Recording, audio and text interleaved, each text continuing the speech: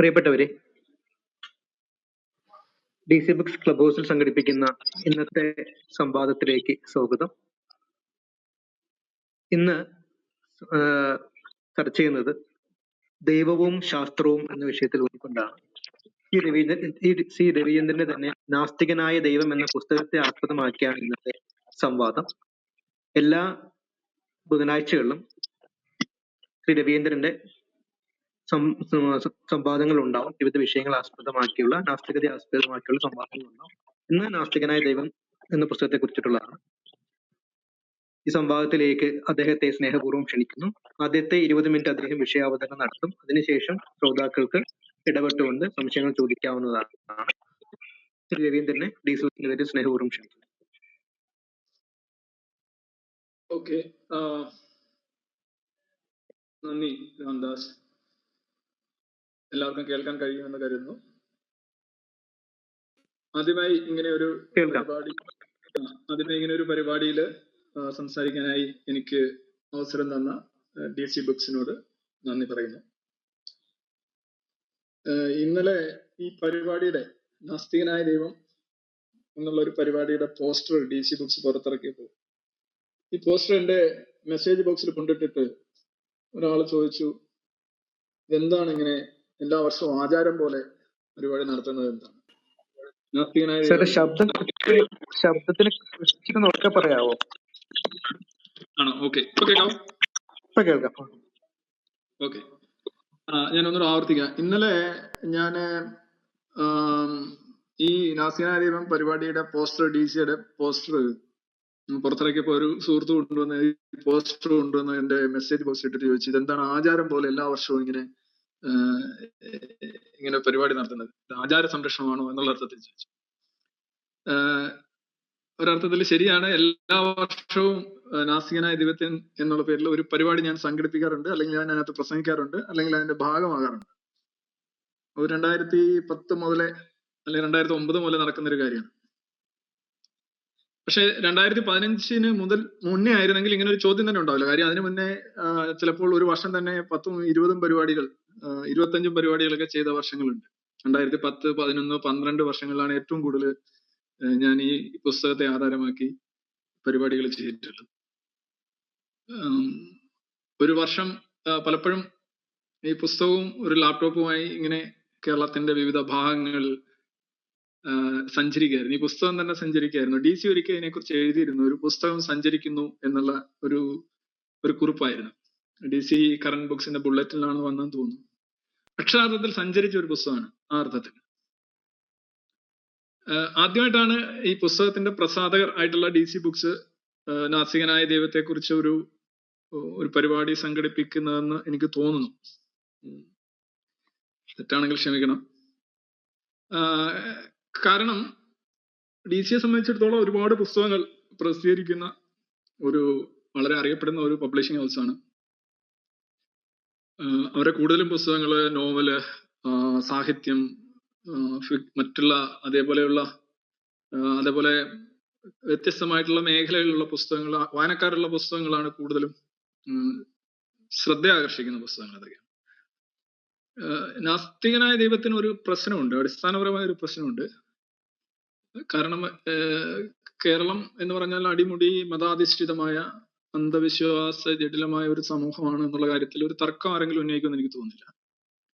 അങ്ങനെ ഒരു സമൂഹത്തിൽ നാസ്തികത എന്ന് പറയുന്ന ഒരു വാക്ക് തലസ്ഥാനത്ത് വരുന്ന ഒരു പുസ്തകം ആളുകൾ ഒരുതരം ഒരു ഞെട്ടലായിരിക്കും. പലരും ഈ പുസ്തകം എടുത്തിട്ട് എന്താണ് നാസ്തികനായ ദൈവം, ഇതെന്നാ എങ്ങനെയൊക്കെ ചോദിച്ച ആൾക്കാരുണ്ട്.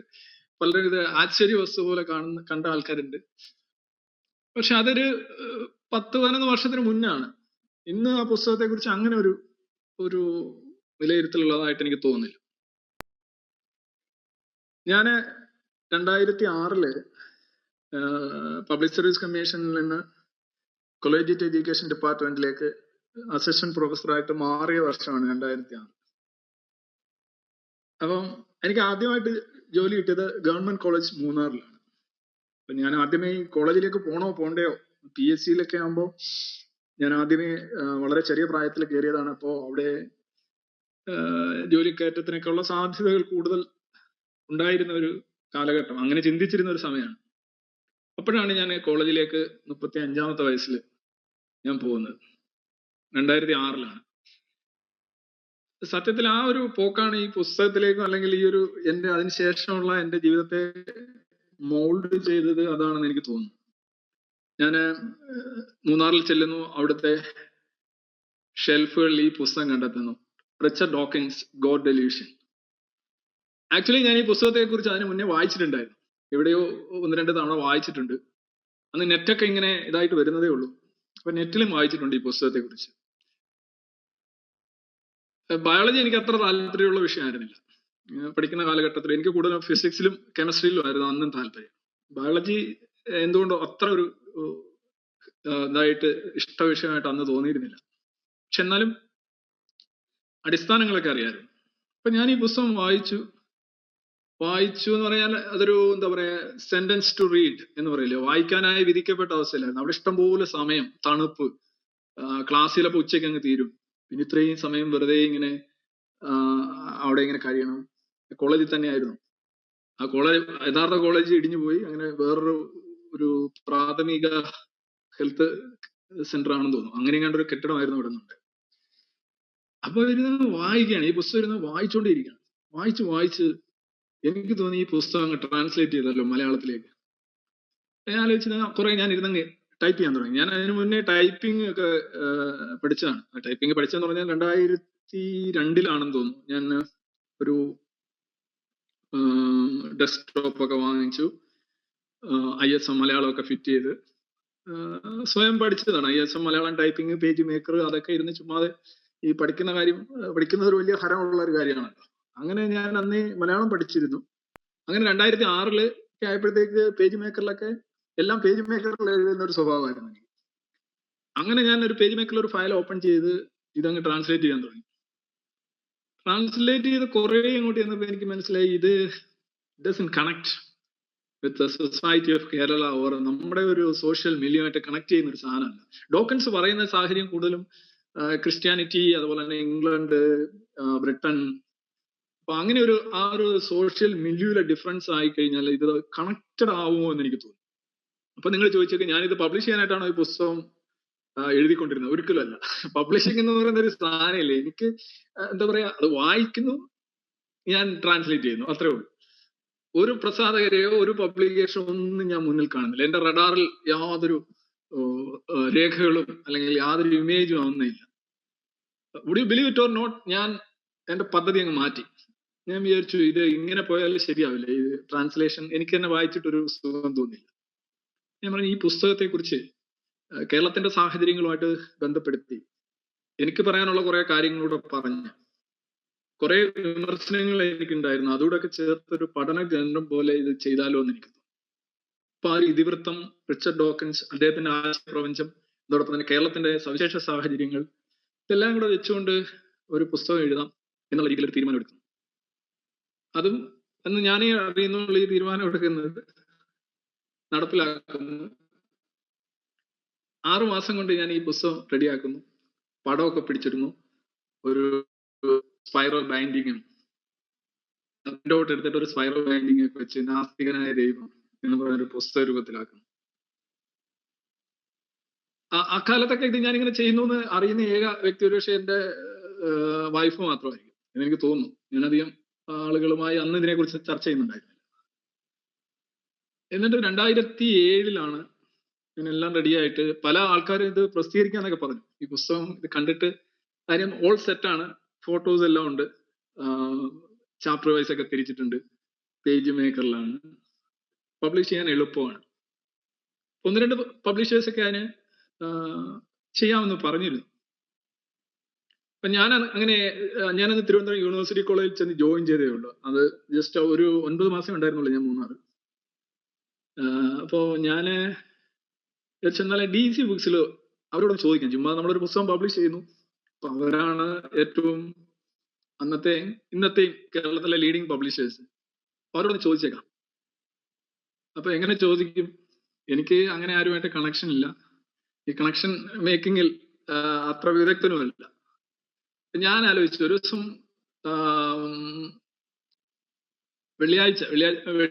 ശനി ഞായറും ഞാൻ ചങ്ങനാശ്ശേരിയിലായിരിക്കും. അവിടെ വൈഫും കുട്ടികളൊക്കെ എവിടെയാണ്. അപ്പൊ ഞാൻ വിചാരിച്ചു ഒരു ദിവസം ശനിയാഴ്ച ഈ ഇത് ആയിട്ട് നേരിട്ട് എന്നെ ചോദിക്കാൻ വെച്ചു. അങ്ങനെ ഞാൻ അന്ന് ബൈക്കിനകത്ത് ഈ സാധനം എടുത്തുകൊണ്ട് ഒരു ദിവസം ശനിയാഴ്ച ഞാൻ DC ബുക്സിൽ ചെന്നു. അന്ന് അവിടെ കാണുന്നത് AV ശ്രീകുമാറിനെയാണ്. ശ്രീകുമാർ ഇപ്പോ ഉണ്ടെങ്കിൽ ഒരു ശ്രീകുമാറിനെ അറിയാം.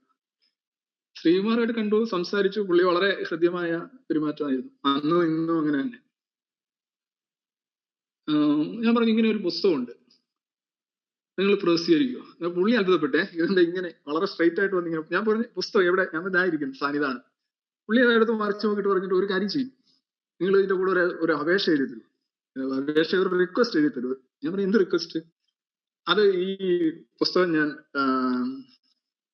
സബ്മിറ്റ് ചെയ്യുന്നു, പ്രസിദ്ധീകരണ യോഗ്യമാണെങ്കിൽ ഇത് പരിഗണിക്കണം എന്ന് അപേക്ഷിക്കുന്നു എന്ന് പറഞ്ഞ് എഡിറ്റോറിയൽ ബോർഡിന് ഒരു സബ്മിഷൻ എഴുതി തരാം.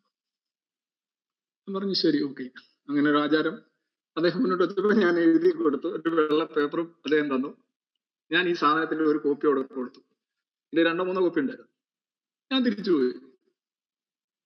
തിരിച്ചുപോയി കഴിഞ്ഞ ഒരു 1.5 മാസമായി കാണും. പക്ഷെ വേറെ പബ്ലിഷേഴ്സ് ഞാൻ പറഞ്ഞല്ലോ അവര് താല്പര്യപ്പെടുന്നുണ്ടായിരുന്നു. അപ്പൊ അവര് ഫൈനലൈസ് ചെയ്യട്ടോ എന്നൊക്കെ പറഞ്ഞ് എന്നോട് ചോദിച്ചു. അപ്പൊ ഞാൻ വിചാരിച്ചു എന്നാല് ഇതൊന്ന് വിളിച്ച് ചോദിച്ചേക്കാം, DC ഒന്ന് കൊടുത്തിട്ടുണ്ടല്ലോ, അന്ന് ലാൻഡ് ഫോണാണ്. അപ്പൊ ഞാൻ കോളേജിൽ നിന്ന് വന്ന ഒരു ദിവസം വൈകിട്ട് ഞാനിങ്ങനെ വിളിച്ചു ചോദിച്ചു. അപ്പോഴും AV ശ്രീകുമാറാണ് എടുത്തത്. AV ശ്രീകുമാറിന്റെ നമ്പറാണ് എനിക്ക് തന്നിരുന്നത്. ഞാൻ ചോദിച്ചു എന്താ നിങ്ങൾ ആ പുസ്തകം തന്നിട്ട് ഒരു വിവരവും ഇല്ലല്ലോ. AV ശ്രീകുമാർ എടുത്ത വായിൽ പറയുന്നതാണ്, അത് പ്രസിദ്ധീകരിക്കാൻ തീരുമാനിച്ചല്ലേ? ഞാൻ പറഞ്ഞു പ്രസിദ്ധീകരിക്കാൻ തീരുമാനിച്ചില്ല, ഞാൻ അറിഞ്ഞില്ലല്ലോ. അത് പ്രസിദ്ധീകരിക്കാൻ തീരുമാനിച്ചു, ഞങ്ങൾ എഡിറ്റോറിയൽ മീറ്റിംഗ് ഒക്കെ കൂടി അത് പ്രസിദ്ധീകരിക്കാൻ സ്വീകരിച്ചു. പറഞ്ഞു ശരിയോ? എനിക്ക് വിശ്വസിക്കാൻ പറ്റില്ല. ഓക്കെ, DC ബുക്സ് ഇങ്ങനെയൊക്കെയുള്ള റിസ്ക് എടുക്കുമോ? ആ പുസ്തകത്തിന്റെ കണ്ടന്റ് ആണ് പ്രധാനമായിട്ടും. പക്ക എത്തീസം പറയുന്ന ഒരു പുസ്തകമാണ്. അപ്പോ ഞാൻ പറഞ്ഞു അപ്പൊ എന്ന് പ്രസിദ്ധീകരിക്കും?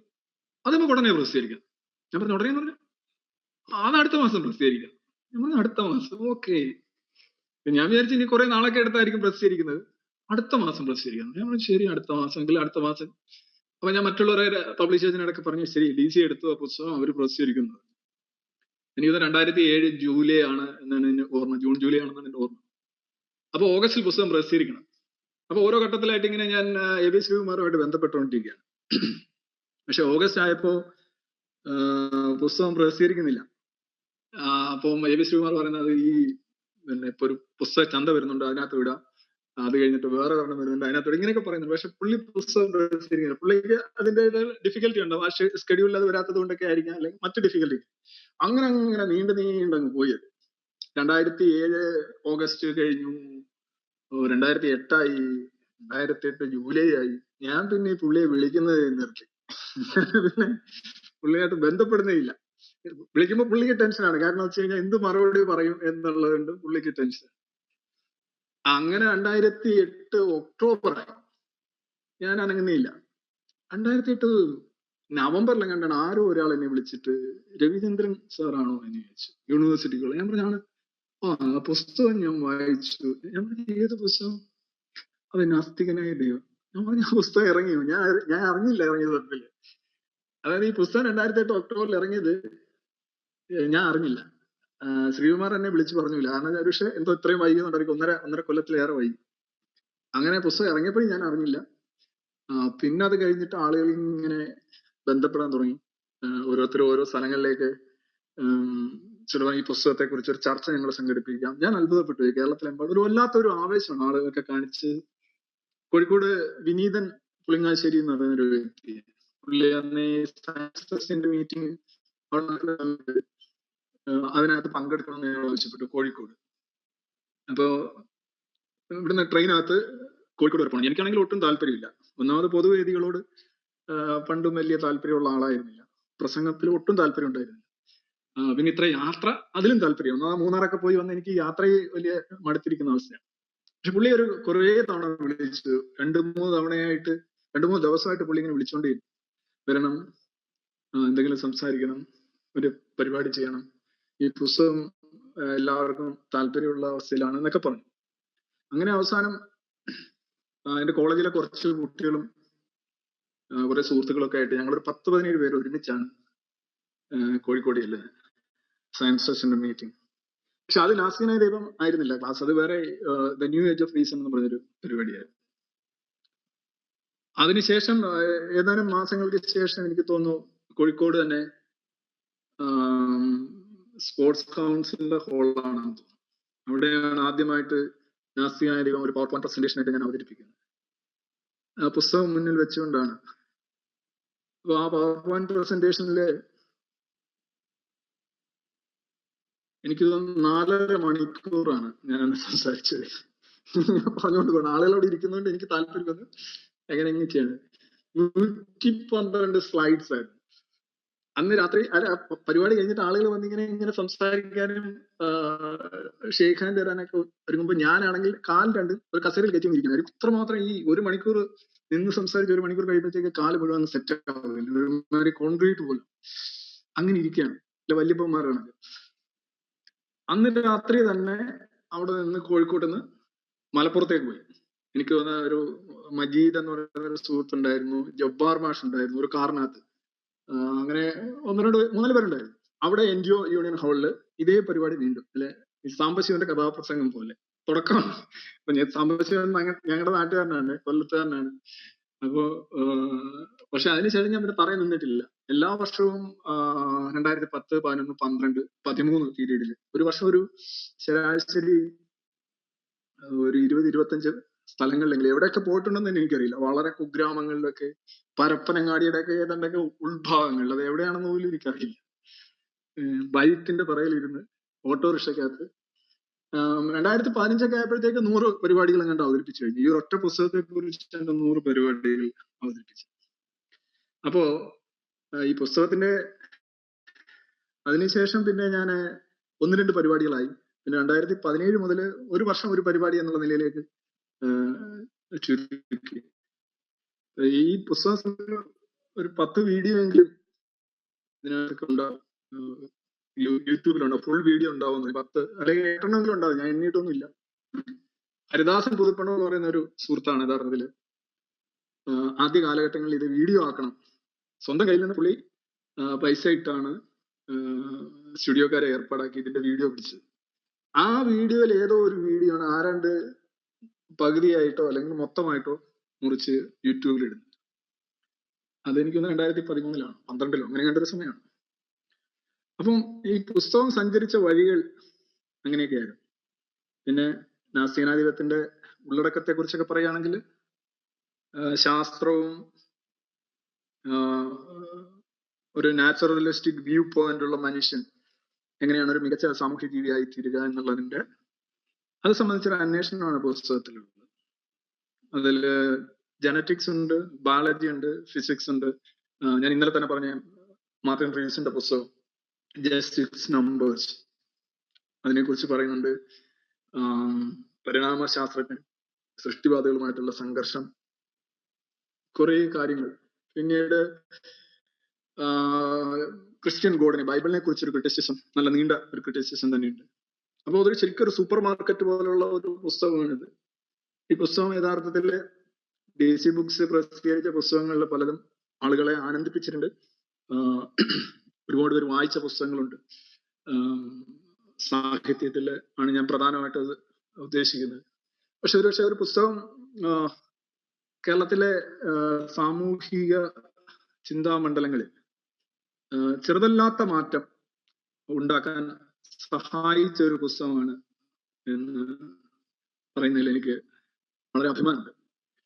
അതൊരു വലിയൊരു മറുപ്പോ ഒന്നുമല്ല, ചെറുതല്ലാത്ത എന്ന് പറയുമ്പോൾ actually it influenced lot of people, lot of readers.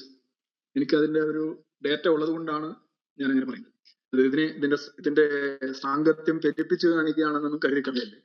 തീർച്ചയായിട്ടും ഈ പുസ്തകം എല്ലാ വർഷവും ഓരോ എഡിഷൻ ഇറങ്ങാറുണ്ട്. ഇപ്പൊ അറിയാമല്ലോ, ഇത് ശരിക്കും ചിലരൊക്കെ ഇത് വായിച്ചിട്ട് ആദ്യത്തെ കുറെ പേജ് മുന്നോട്ട് പോകാനേ താല്പര്യമുണ്ട്. പക്ഷെ അവസാനം വരെ വായിച്ചിട്ടുണ്ട്. ചിലർക്ക് പുസ്തകങ്ങളൊക്കെ എന്നെ തന്നെ കാണിക്കാറുണ്ട്, അതിനകത്ത് അടിയിലും വരയും കുറിയും നോട്ടും ഒക്കെ ഇട്ട് വീണ്ടും വീണ്ടും വായിച്ച് വെക്കുന്ന ആൾക്കാരുണ്ട്. പലതരത്തിലുള്ള ആൾക്കാരുണ്ട്. റീഡിങ്ങിന്റെ ഹാബിറ്റ് അങ്ങനെയാണ്. അപ്പൊ അങ്ങനെ ഒരു പുസ്തകമാണ് നാസ്തികനായ ദൈവം. അതിപ്പോ DC ബുക്സ് അതിനെക്കുറിച്ച് വീണ്ടും ഒരു പരിപാടി അല്ലെ അത് സംബന്ധിച്ചൊരു പരിപാടി എന്നോട് ചോദിച്ചു, ഇങ്ങനെ വെക്കാമോ എന്ന് ചോദിച്ചു. അപ്പൊ സന്തോഷത്തോടെ ഞാൻ അത് സ്വീകരിക്കുകയായിരുന്നു. അപ്പൊ ഈ പുസ്തകം സംബന്ധിച്ചുള്ള വായനക്കാരുടെ അഭിപ്രായങ്ങളും ചോദ്യങ്ങളും ഒക്കെ അറിയാൻ താല്പര്യമുണ്ട്. ഒരിക്കൽ കൂടി എനിക്ക് ഇങ്ങനെ ഒരു അവസരം തന്ന DC ബുക്സ് നന്ദി പറയുന്നു. നന്ദി, നമസ്കാരം. ശ്രോതാക്കൾക്ക് ചോദ്യങ്ങൾ ചോദിക്കാനുള്ള അവസരമാണ്. താല്പര്യമുള്ളവർ ഹാൻഡ് റൈസ് ചെയ്യണം. നവനീത് ചോദ്യം ചോദിക്കാമോ? രവിചന്ദ്രൻ സാറിനോടെ. അതെ അതെ. സാറ്, ഇന്ത്യൻ സിസ്റ്റം ഓഫ് ഏത്തിസവും വെസ്റ്റേൺ സ്കൂൾ ഓഫ് തോട്ട്സും തമ്മിലുള്ള വ്യത്യാസം ഉണ്ട്? നവനീത്, ചോദ്യത്തിന് നന്ദി. അതൊരു വളരെ ബ്രോഡായിട്ടുള്ള ഒരു ചോദ്യമാണ്. എയ്ത്തിസം എന്ന് പറയുന്നത് ബേസിക്കലി ഞാൻ കഴിഞ്ഞ ദിവസം ഒരു പരിപാടിയിൽ പറഞ്ഞതുപോലെ ദൈവം ഇല്ല എന്നൊരു വാദമല്ല. ദൈവം ഇല്ല, അല്ലെങ്കിൽ പ്രേതമില്ല, ചാത്തനില്ല എന്ന് വാദിച്ചുകൊണ്ട് നടക്കുന്നവർ എന്ന് വെച്ചാൽ ഇവന് എന്താണ് എല്ലാം ദൈവം ഇല്ലെന്ന് പറഞ്ഞു നടക്കുന്നത്, വേറെ പണിയൊന്നും ഇല്ലെന്ന് ചോദിച്ചിട്ടുണ്ട് നമ്മളെ അമ്മമാരൊക്കെ ചോദിക്കുന്നത്. ആക്ച്വലി ദൈവം ഇല്ല എന്നുള്ളൊരു വാദം അല്ല ഏത്തിസം. കാരണം ഒരു സാധനം ഇല്ല എന്ന് പറയേണ്ട ബാധ്യതയും അല്ലെങ്കിൽ അതിങ്ങനെ പറഞ്ഞുകൊണ്ട് നടക്കേണ്ട ജോലിയൊന്നും നമുക്കില്ല. നമ്മൾ ചെയ്യുന്നത് നമ്മൾ hello hello hello sir, hello കേൾക്കാം സാർ, കേൾക്കാൻ കേൾക്കാം സാർ. നമ്മൾ ബേസിക്കലി ചെയ്യുന്നത് ഒരു എന്താ പറയുന്ന ഒരു നാച്ചുറലിസ്റ്റിക് വ്യൂ പോയിന്റ്. നമ്മളൊരു ശരിക്കും ഒരു ഫിൽറ്റർ ഉണ്ടാക്കുകയാണ് ചെയ്യുന്നത്. നമ്മൾ ഈ സൂര്യഗ്രഹണത്തിന് സമയത്ത് സൂര്യനെ നോക്കാനായിട്ട് ഒരു ഫിൽറ്റർ നമുക്ക് ഉണ്ടാക്കാൻ കഴിയും. അതിലൂടെ നോക്കുമ്പോൾ പല റേസും, UV റേസ് ഒക്കെ ഉൾപ്പെടെ പല റേസും അതിനകത്തൂടെ കടന്നു വരില്ല. അങ്ങനെ നമുക്ക് സൂര്യഗ്രഹണം കാണാം എന്നുള്ളതാണ്. അത്തരം ഫിൽറ്ററുകളാണ് ലോകവീക്ഷണത്തിന് നമ്മൾ ഉപയോഗിക്കേണ്ടത്. സൂര്യനെ നോക്കാൻ ഉപയോഗിക്കുന്ന അതേ ഫിൽറ്ററുകളാണ് സമൂഹത്തെയും ചുറ്റുപാടുകളെയും നിരീക്ഷിക്കാനും.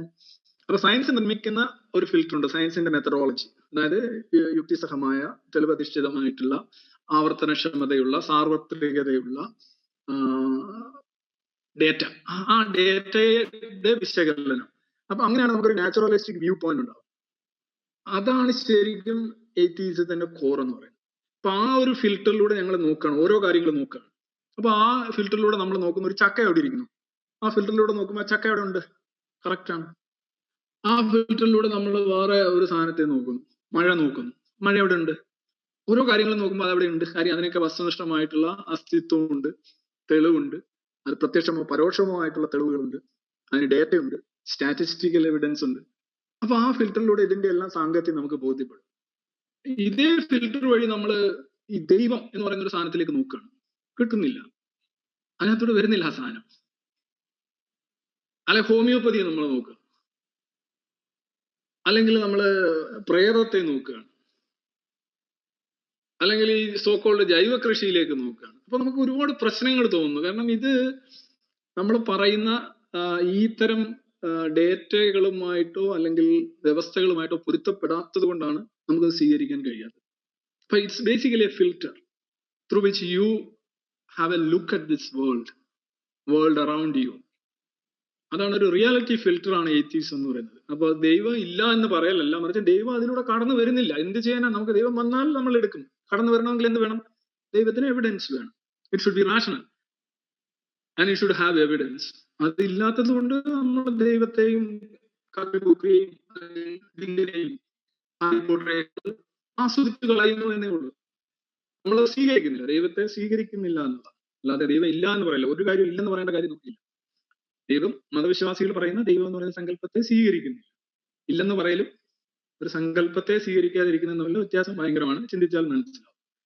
പാശ്ചാത്യ ലോകത്തായാലും ഇന്ത്യയിലായാലും ഈ ദൈവസങ്കല്പങ്ങള് ഇപ്പൊ ഇന്ത്യയിൽ ഇപ്പൊ ഉദാഹരണമായിട്ട് ഒരു ക്രിയേറ്റർ വേൾഡ് ഒരാളെല്ലാം കൂടി ഇരുന്നപ്പോ ഉണ്ടാകട്ടെ എന്ന് പറഞ്ഞ് ഉണ്ടായി, അല്ലെങ്കിൽ മണ്ണ് കുഴച്ചുണ്ടാക്കി, അല്ലെങ്കിൽ ദൈവം ഒരു അപ്രന്റീസിനെ പോലെ, ഫോർമാനെ പോലെ പണിയെടുത്തു, എന്നിട്ട് വിശ്രമം എടുത്തു. അങ്ങനെയൊക്കെയുള്ള കഥയല്ല ഇന്ത്യയിൽ പറയുക. ഇന്ത്യയിൽ തന്നെ എല്ലാ കഥയും ഇന്ത്യയിലുണ്ട്. എങ്കിലും പ്രധാനമായിട്ടും അദ്വൈതം എന്നൊക്കെ പറയുമ്പം ഇവിടെ ഉള്ളതാണ് എന്നുള്ളതാണ്. ഇപ്പൊ ബ്രഹ്മസങ്കല്പമൊക്കെ എടുക്കുകയാണെന്നുണ്ടെങ്കിൽ ഉള്ളതാണ് എന്ന്. അപ്പൊ ഈ അദ്വൈതം തന്നെ പറഞ്ഞു വരുമ്പോൾ ഒരുതരം നിരീശ്വരത്വമാണ് അതിനകത്ത്. അപ്പം ഈ പാശ്ചാത്യ ലോകത്തെ നിരീശ്വരവാദം കൂടുതലും സെനറ്റിക് മതങ്ങള് ഒരു ക്രിയേറ്റർ ആൻഡ് ക്രിയേറ്റഡ് എന്നുള്ള സങ്കല്പത്തെ ആധാരമാക്കിയാണെങ്കിൽ ഇന്ത്യൻ നാസ്തികത എന്ന് പറയുന്നത് ബേസിക്കലി ഇന്ത്യയുടെ സംസ്കാരം അല്ലെന്നുണ്ടെങ്കിൽ ചിന്താ പദ്ധതികളിൽ തന്നെ ഒരു നാസ്തികത ഉണ്ട് എന്നുള്ളതാണ്. ചാർവാന്മാരുടെ കാര്യമല്ല ഞാൻ പറയുന്നത്. സ്വർഗ നരകങ്ങളുടെ നിഷേധവും വേദങ്ങളുടെ നിഷേധവും ഒക്കെയാണ് ഇന്ത്യയിലെ നാസ്തികത എന്ന് പൊതുവെ കണ്ടിട്ടുള്ളത്. അങ്ങനെ നോക്കുകയാണെങ്കിൽ ബുദ്ധനിൽ കുറെ നാസ്തികതയുണ്ട്, ജൈനന്മാരിൽ നാസ്തികതയുണ്ട്, ചാർവാകന്മാരിൽ അതിന്റെ വേറൊരു ഫോം ഉണ്ട്. എല്ലാത്തിലും നാസ്തികതയുണ്ട്. ഇപ്പൊ ഭഗവത്ഗീതയിൽ നാസ്തികതയുണ്ട്. ഞാൻ പല പരിപാടികളിലും സ്ലൈഡ് വെച്ച് ഞാൻ കാണിച്ചിട്ടുണ്ട്. പക്ഷെ അതാണ് ഇതിന്റെ ഒരു വ്യത്യാസം. ഒന്ന് ക്രിയേറ്ററാണ്. യഥാർത്ഥത്തിൽ ഈ ബ്രഹ്മാവൊക്കെ സൃഷ്ടി എന്നൊക്കെ പറയുന്നുണ്ടെങ്കിലും ഇന്ത്യൻ നാസ്തികതയിൽ യഥാർത്ഥത്തിൽ അങ്ങനെ ഒരു സൃഷ്ടി സങ്കല്പവും സൃഷ്ടിക്കപ്പെട്ടവരും സൃഷ്ടാവും അങ്ങനെ ഒരു ഐറ്റം അല്ല ശരിക്കും. അതിന്റെ പ്രിഡോമിനന്റ് ഇതെന്നും ഇവിടെ ഉണ്ടായിരുന്നു, ഇത് പൂർണ്ണമാണ് എന്നുള്ള രീതിയിലും അതിന്റെ മാനിഫെസ്റ്റേഷൻ ആണെന്നും പിന്നെ ജീവാത്മാ പരമാത്മാ അല്ലെ എല്ലാവരിലും കുടികൊള്ളുന്ന ഒരു സ്പാർക്ക്, പരമാത്മാവ് എന്ന് പറയുന്ന മെയിൻ സ്വിച്ച്, ആ മെയിൻ സ്വിച്ചിൽ നിന്ന് സ്പാർക്ക് നിങ്ങൾ വീഴുന്നു, നിങ്ങൾക്ക് ജീവൻ വെക്കുന്നു. എന്നിട്ട് ഈ സ്പാർക്ക് കർമ്മകാണ്ഡത്തിലൂടെ കടന്ന് ചിലപ്പോൾ സ്വർഗത്ത് പോയി അവിടെ നിൽക്കുന്നു, വീണ്ടും തിരിച്ചു വരുന്നു. ചിലപ്പോൾ കുറച്ചുകൂടെ പുണ്യങ്ങൾ ചെയ്യുകയാണെന്നുണ്ടെങ്കിൽ നിങ്ങൾ സ്വർഗവും കടന്ന് വീണ്ടും പരമാത്മാവിൽ ലയിക്കുന്നു. ഇതൊക്കെയാണ് ഇന്ത്യൻ സങ്കല്പം. അപ്പൊ അതിന്റെയൊക്കെ ഒരു വ്യത്യാസം നിങ്ങൾക്ക് അവിടെ മനസ്സിലാക്കാം. ഇവിടെ എനിക്ക് തോന്നുന്നു ബേസിക്കലി സൃഷ്ടാവും സൃഷ്ടിയും എന്ന് പറയുന്നത് ഇന്ത്യൻ മതങ്ങളിൽ പ്രത്യേകിച്ച് ഹിന്ദു എന്നൊക്കെ പറയുന്ന കോൺസെപ്റ്റിൽ വരുന്നില്ല. അതാണ് ഇപ്പൊ തമ്മിലുള്ള വ്യത്യാസം. അപ്പോ ഈ മതത്തിന്റെ തന്നെ ഭാഗമായിരുന്നു മതനിഷേധം എന്നുള്ളത് കൊണ്ട് ഇന്ത്യയിലെ നിരീശ്വരത്വം കൂടുതൽ ശിക്ഷയ്ക്ക് വിധേയമായിട്ടില്ല എന്നാണ് എനിക്ക് തോന്നുന്നത്. എന്നാലും ചില കഥകളൊക്കെ എതിരെ സംസാരിക്കുന്നവരെയൊക്കെ ഈ അഗ്നിക്കിരയാക്കുന്ന കഥകളൊക്കെ ഉണ്ട്. പക്ഷെ സെമറ്റിക് മതങ്ങളുടെ കാര്യത്തിൽ വെസ്റ്റേൺ ലോകത്ത് അങ്ങനെയായില്ല. ക്രിസ്ത്യാനിറ്റി ശരിക്കും എന്താ പറയാ അധീരമായ വിശ്വസിക്കാത്ത നിരീശ്വരവാദികളെ, ഈവൻ പൗരോഹിത്യത്തെ എതിർക്കുന്നവരെ തന്നെ പൊസസ്ഡ് ആയിട്ട് കണ്ടിട്ട് കത്തിച്ചു കളയുന്ന ഏർപ്പാടുകൾ എല്ലാം വിധിക്കാനും എല്ലാം ശിക്ഷ നടത്താനും എല്ലാം മതത്തിന് അവകാശം ഉണ്ടായിരുന്ന ഒരു കാലഘട്ടം. പിന്നെ ഇസ്ലാമിക ലോകത്ത് അപ്പൊ അതൊക്കെയാണ് അതിന്റെ ഒരു വ്യത്യാസം. So there is A difference of course. ഇപ്പൊ ഹിന്ദു മതത്തിൽ തന്നെ നോക്കുകയാണെങ്കിലും ഈ ഹിന്ദു എന്ന് പറയുന്ന ഒരു മതം ഉണ്ടായിരുന്നില്ല എന്നുള്ളതാണ് ഏറ്റവും വലിയൊരു മതം ഉണ്ടായിരുന്നില്ല ശരിക്കും.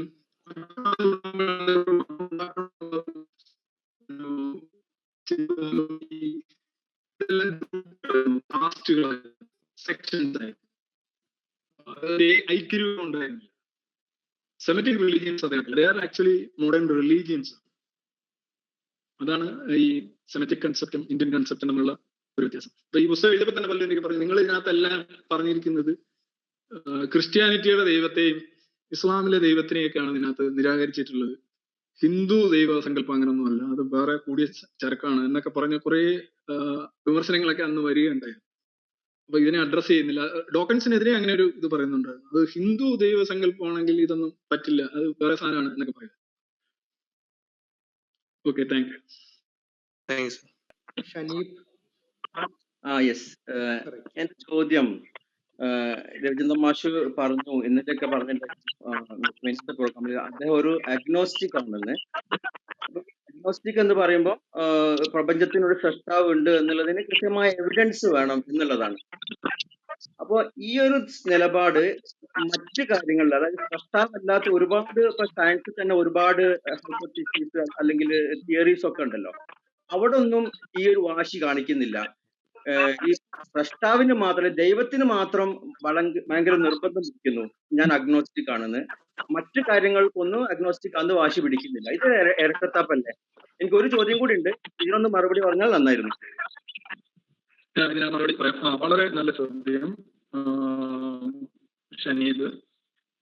ഒരു കാര്യം ഇരട്ടത്താപ്പാണോ അല്ലയോ എന്നുള്ളത് നമ്മൾ അതിനെ നോക്കുന്ന രീതിയെ അനുസരിച്ച്. ഇപ്പോ ഞാൻ അഗ്നോസ്റ്റിക് ആണ് എന്ന് പറഞ്ഞെന്നാണ് താങ്കൾ പറഞ്ഞത്. ഞാൻ അഗ്നോസ്റ്റിക് ആണ് എന്ന് എങ്ങും പറഞ്ഞിട്ടില്ല. ഏത് കാര്യത്തിൽ? ദൈവത്തിന്റെ കാര്യത്തിൽ. അത് രണ്ട് വാക്കുകൾ. അഗ്നോസ്റ്റിക് ഗ്നോസ്റ്റിക് എന്ന് പറഞ്ഞാൽ നോ എന്നുള്ളത്, അല്ലെങ്കിൽ ഗ്രഹിക്കുക, കോഗ്നിഷൻ എന്നുള്ള അർത്ഥമാണ്. അഗ്നോസ്റ്റിക് എന്ന് പറഞ്ഞു കഴിഞ്ഞാൽ അറിയില്ല എന്നാണ്. ദൈവത്തെ സംബന്ധിച്ച് എന്നോട് ഒരു ചോദ്യം ചോദിക്കുകയാണ്, നിങ്ങൾക്ക് അറിയാമോ, ഡു യു നോ എന്ന് ചോദിച്ചാൽ ഞാൻ പറയും I am agnostic, I do not know. See, because എന്തുകൊണ്ട് എനിക്ക് അറിഞ്ഞൂടാന്ന് ചോദിച്ചാൽ എന്താണ് ദൈവം എന്ന് ആരും കറക്റ്റ് ആയിട്ട് ഡിഫൈൻ ചെയ്യുന്നില്ല. പലർക്കും പല ഡെഫിനേഷൻ ആണ്. ഇറ്റ്സ് സോ വീഗ് ആയിട്ടുള്ള ടേം ആണ്. വളരെ അത് it doesn't make any sense. So I do not know. That is my position about question know God or not. ദൈവത്തെ അറിയാമോ എന്ന് ചോദ്യം ചോദിച്ചാൽ അറിയില്ല എന്ന് ഞാൻ പറയും. So I am agnostic.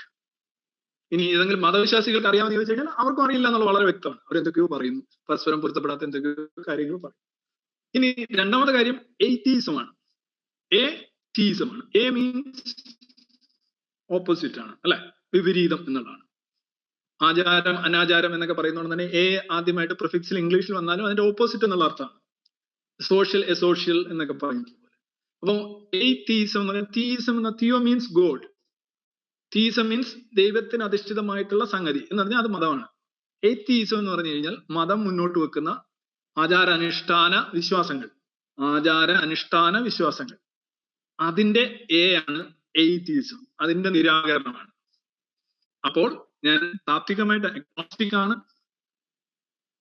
യാഥാർത്ഥ്യത്തിന്റെ ലോകത്തിൽ എയ്തീസ്റ്റ് ആണ്. മനസ്സിലായില്ലേ?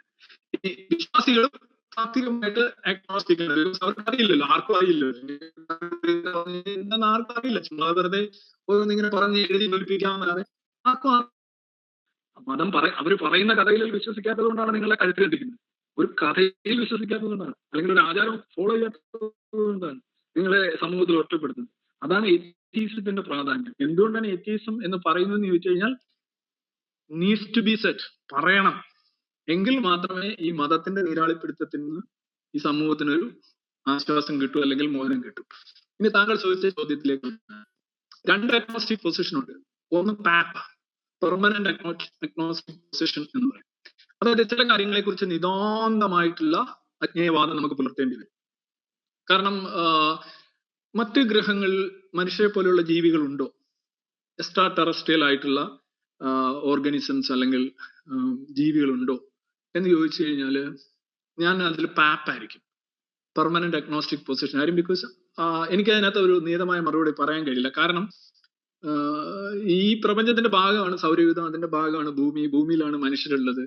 9 ഗ്രഹങ്ങളിൽ ഒരു ഗ്രഹത്തിൽ ഭൂമി മനുഷ്യരെ പോലെയുള്ള ജീവികൾ ഉണ്ടെങ്കിൽ കോടിക്കണക്കിന് ഗ്രഹങ്ങളിൽ ഈ പ്രപഞ്ചത്തില് ഭൂമിക്ക് സമാനമായ അവസ്ഥയിൽ ചൂടും മർദ്ദവും വലിപ്പവും ഗുരുത്വവും ഒക്കെ നോക്കുമ്പോൾ ഭൂമിക്ക് സമാനമായ അല്ലെങ്കിൽ ഭൂമിയേക്കാൾ ഹലോ, കേൾക്കാവോ?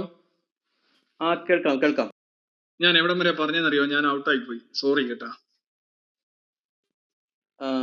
അഗ്നോസ്റ്റിക് ആണ് എന്നുള്ളതിന്റെ അടുത്ത ഘട്ടമായിരുന്നു പറഞ്ഞത്. ഞാൻ ടാപ്പിനെ കുറിച്ചും പാപ്പിനെ കുറിച്ചാണ് പറഞ്ഞത്. ഇല്ലല്ലോ, എനിക്ക് തോന്നുന്നത് അലയൻസ് ഇല്ലേ, എക്സ്ട്രാ ടെറസ്ട്രിയൽ ആ ഒരു. ഓക്കെ, ഞാൻ പാപ്പിനെ കുറിച്ചും പെർമനന്റ് അഗ്നോസ്റ്റിക് പൊസിഷനും ടെമ്പററി അഗ്നോസ്റ്റിക് പൊസിഷനെ കുറിച്ച് പറഞ്ഞത് ആണ്. അവിടെ ആയപ്പോഴാണ് ഞാൻ പുറത്തു പോയത്. Sorry for the interruption. ഞാൻ പറഞ്ഞു വന്നത് ഇതാണ്, അതായത് ഈ എക്സ്ട്രാ ടെറസ്ട്രിയൽ ആനിമൽസിനെ കുറിച്ച് അല്ലെ ഓർഗാനിസംസിനെ കുറിച്ചും നമ്മള് പെർമനന്റ് ആയിട്ട് ഒരു അഗ്നോസ്റ്റിക് പൊസിഷൻ തന്നെയാണ് വെച്ച് പുലർത്തേണ്ടത്. കാരണം ഭൂമി ഉള്ളത് ഇങ്ങനെ ജീവൻ ഉണ്ടാകാൻ സാധ്യതയുണ്ട് എന്നുള്ളതിന്റെ തെളിവാണ്. എന്നാൽ ഭൂമിയെ പോലെയുള്ള നൂറുകണക്കിന്, ആയിരക്കണക്കിന്, കോടിക്കണക്കിന് ഭൂമികൾ അല്ലെ ഭൂമിയേക്കാൾ മെച്ചമായ ഭൂമികൾ ഉണ്ടാവാനുള്ള സാധ്യത ഈ പ്രപഞ്ചത്തിലുണ്ട്. അവിടെയൊക്കെ മനുഷ്യനെ പോലെയോ മനുഷ്യനേക്കാൾ മികച്ചതോ ആയിട്ടുള്ള ജീവികൾ ഉണ്ടാകാനുള്ള സാധ്യതയുണ്ട്. അത് നമുക്ക് അറിയില്ല. തൊട്ടടുത്ത് നിൽക്കുന്ന നക്ഷത്രങ്ങൾ പോലും പ്രകാശ വർഷങ്ങൾ അകലെയാണ്, അല്ലെ? 4 പ്രകാശ വർഷങ്ങൾ അകലെ എന്ന് പറയുമ്പോൾ അവിടെ എന്തെങ്കിലും സംഭവിച്ചു, അത് ഇവിടെ അറിയണേ തന്നെ 4 വർഷം എടുക്കും. അപ്പോഴാണ് കോടിക്കണക്കിന് പ്രകാശ വർഷം അകലെ നിൽക്കുന്ന മറ്റു നക്ഷത്രങ്ങൾ. അപ്പൊ അക്കാര്യത്തിൽ നമ്മൾ പെർമനന്റ് ആയിട്ടുള്ള ഒരു agnostic position, agnostic, I do not know എന്നാണ് പറയേണ്ടത്. അതേസമയം ചില വസ്തുതകളുണ്ട്. ഇപ്പൊ അവരുടെ അഗസ്റ്റ് കോംറ്റയെ കുറിച്ച് ഞാൻ പറഞ്ഞു, നിങ്ങൾ കേട്ടില്ല, ഞാൻ റിപ്പീറ്റ് ചെയ്യാണ്. കോംറ്റെ പറഞ്ഞത്, Comte was actually the father of sociology എന്നൊക്കെ വിശേഷിപ്പിക്കപ്പെടാറുണ്ട്. ഒരു ഫ്രഞ്ച് തിങ്കർ ആയിരുന്നു. അദ്ദേഹം പറഞ്ഞത് നക്ഷത്ര ഹൃദയങ്ങളെ കുറിച്ച് നമുക്ക് ഒരിക്കലും അറിയാൻ കഴിയില്ല എന്ന് അദ്ദേഹം ഒരിക്കൽ പറയുണ്ടായി. നക്ഷത്രങ്ങൾക്കുള്ളിൽ എന്താണ് എന്ന് നമുക്ക് ഒരിക്കലും അറിയാൻ കഴിയില്ല എന്ന്. പക്ഷെ അത് തെറ്റാണെന്ന് പിന്നീട് തെളിഞ്ഞു. നക്ഷത്രങ്ങളിൽ നിന്ന് അതിന്റെ സ്പെക്ട്രം പഠിച്ചതിന് ശേഷം അതിനുള്ളിൽ എന്തെല്ലാം മൂലകങ്ങളാണുള്ളത്, ആ നക്ഷത്രത്തിന്റെ ചൂട് എത്രയാണ്, അതിന്റെ വലിപ്പം എത്രയാണ്, അതിന്റെ ഗുരുത്വം എത്രയാണ് എന്നൊക്കെ നമുക്ക് അറിയാൻ കഴിയുന്നുണ്ട്. സൂര്യനെ കുറിച്ച് നമ്മൾ പഠിക്കുന്നുണ്ട്, സൗരകളങ്കത്തെ കുറിച്ച് സംസാരിക്കുന്നുണ്ട്, സൂര്യന്റെ ഊഷ്മാവിനെ കുറിച്ച് നമ്മൾ സംസാരിക്കുന്നുണ്ട്. അപ്പോ അതിനകത്ത് യഥാർത്ഥത്തിൽ നമുക്ക് വേണ്ട ടെമ്പററി അഗ്നോസ്റ്റിക് പൊസിഷൻ ആണ്. ഏതൊരു കാര്യവും ടാപ്പ് ആയിരിക്കണം. തുടക്കത്തിൽ ഒരു സംശയം, അറിയില്ല എന്നുള്ളൊരു ബോധം, ആ രീതിയിൽ പോവുക, പിന്നീട് തെളിവുകൾ ശേഖരിക്കുക, അനുകൂലമായോ എതിരായ തെളിവുകൾ ശേഖരിക്കുക, എന്നിട്ട് അതിനകത്തൊരു തീരുമാനത്തിൽ എത്തുക. അതായിരിക്കണം കുറച്ചുകൂടെ ഇന്റലക്ച്വലി ഓണസ്റ്റ് ആയിട്ടുള്ള രീതി. അപ്പോ പാപ്പ് പെർമനന്റ് അഗ്നോസ്റ്റിക് പൊസിഷൻ ആവശ്യമുള്ള കാര്യങ്ങളും ടാപ്പ് ടെമ്പററി അഗ്നോസ്റ്റിക് പൊസിഷൻ ആവശ്യമുള്ള കാര്യങ്ങളും ഈ ലോകത്തുണ്ട്. അതിനകത്ത് വ്യത്യസ്തമായ സമീപനം തന്നെയാണ് ആവശ്യമുള്ളത്. അത് ഒരു ഇരട്ടത്താപ്പൊന്നുമല്ല, അത് അങ്ങനെ തന്നെയാണ് വേണ്ടത്. ഓക്കെ, അതൊരു ക്ലിയർ ആണ്. അപ്പൊ ഇപ്പൊ എനിക്ക് പേഴ്സണലി അല്ലെങ്കിൽ നമുക്കത് എല്ലാ കാര്യത്തിലും അത് അപ്ലൈ ചെയ്യുന്നതുകൊണ്ട് കുഴപ്പമൊന്നുമില്ലല്ലോ. അപ്പൊ ഞാൻ അഗ്നോസ്റ്റിക് ആണ് എല്ലാ കാര്യത്തിലും. അതായത് ഒബ്സർവേഷന് ബിയോണ്ട് ആയിട്ടുള്ള കാര്യങ്ങളിൽ ഞാൻ അഗ്നോസ്റ്റിക് ആണ്. അത് എപ്പോഴാണോ ഒബ്സർവേഷനിൽ പ്രൂവ് ആയിട്ട് വരുന്നത് അപ്പൊ ഞാൻ അത് അംഗീകരിക്കും. അതുവരെ ഞാൻ അതിനെ മാറ്റി വെക്കും. ഇപ്പം വിശുദ്ധ ഖുറാനിൽ അങ്ങനെ ഒരു നിയമമുണ്ട്, റജ്മം വായിബ് എന്നാണ് പറയാ. നിങ്ങൾ ഒബ്സർവേഷന് ബിയോണ്ട് ആയിട്ടുള്ള കാര്യങ്ങളിൽ നിന്നും വിട്ടു നിൽക്കുക. അത് നിങ്ങൾ അംഗീകരിക്കും വേണ്ട, അംഗീകരിക്കാതിരിക്കും വേണ്ട. അപ്പം ആ അർത്ഥത്തിൽ നിന്നുകൊണ്ടാണ് നമ്മളോട് സൃഷ്ടാവിനെ അംഗീകരിക്കാൻ പറയുന്നത്. അതുകൊണ്ടാണ് നമുക്ക് റിവാർഡ് ഉണ്ട് എന്ന് പറയുന്നത്. സൃഷ്ടാവ് എല്ലാ പ്രൂഫോടും കൂടി ഇവിടെ വന്നിട്ട് നമ്മൾ അത് അനുസരിച്ച് ജീവിക്കുമ്പോൾ അതിന് പ്രത്യേകിച്ച് ഒരു റിവാർഡിന്റെ ആവശ്യം വരുന്നില്ല. ആ ഒരു കൺസെപ്റ്റ് ആണ് ഞാൻ അതോടെ സാന്ദർഭികമായി പറഞ്ഞു. അതിന്റെ അടുത്ത ക്വസ്റ്റ്യൻ, ഈ പ്രപഞ്ചത്തിന് ഒരു തുടക്കമുണ്ട് എന്ന് നമ്മൾ മനസ്സിലാക്കണമല്ലോ. അപ്പം അതേസമയം പ്രപഞ്ച സൃഷ്ടാവിന് തുടക്കമില്ല എന്ന് പറയുന്നുണ്ട്. അതുകൊണ്ട് സൃഷ്ടാവിന് സൃഷ്ടാവുണ്ടോ എന്ന ചോദ്യത്തിന് പ്രസക്തിയില്ല. ഇവിടെ പ്രപഞ്ചത്തിന് തുടക്കമുണ്ട്. അതിന്റെ ഒരു സ്ട്രെങ്ത് ഓഫ് ഡാർക്ക് എനർജി എന്ന് പറയുന്നത് വളരെ പ്രിസൈസ് ആണ്, വളരെ ടൈനി വാല്യൂ ആണ്. 10⁻⁻122 എന്നൊരു വാല്യൂ ആണ്. അതിൽ 1-2 സീറോ കുറഞ്ഞാൽ പോലും പ്രപഞ്ചം ഉണ്ടാവില്ല എന്ന് വിത്ത് അസ്ട്രോണമിക്കൽ ഒബ്സർവേഷനിൽ തെളിയിക്കപ്പെട്ടതാണ്. അപ്പം അപ്പൊ it is already everything is clearly planned എന്നാണ് ഏറ്റവും പുതിയ സയൻസിന്റെ ഒബ്സർവേഷൻ, തിയറിനെ സപ്പോർട്ട് ചെയ്യാത്ത ഒബ്സർവേഷൻ. അപ്പം അതിനെ പറ്റി എന്താണ് പറയാനുള്ളത്? ഇപ്പൊ കേൾക്കാവോ? യെസ് കേൾക്കാം. ഓക്കെ, സോറി കേട്ടോ, എന്താണെന്നറിയില്ല, ഇവിടെ നല്ല രീതിയിൽ റേഞ്ച് ഒക്കെ ഉള്ളതാണ്. എനിക്ക് ഒന്ന് ക്ലബ് ഹൗസിന്റെ പ്രത്യേകതയാണെന്ന് അറിയില്ല. എനിക്ക് ഇവിടെ വീഡിയോസ് ഒക്കെ നന്നായിട്ട് കാണാൻ പറ്റുന്നുണ്ട്. Okay, leave it.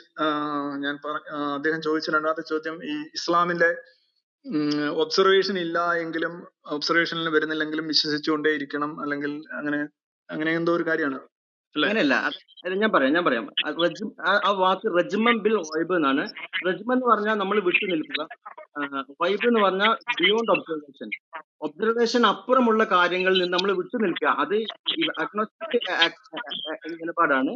അത് ശരിയൊന്നും പറയേണ്ട, തെറ്റൊന്നും പറയണം, അതിനെ മാറ്റി നിർത്തുക. ഓക്കെ.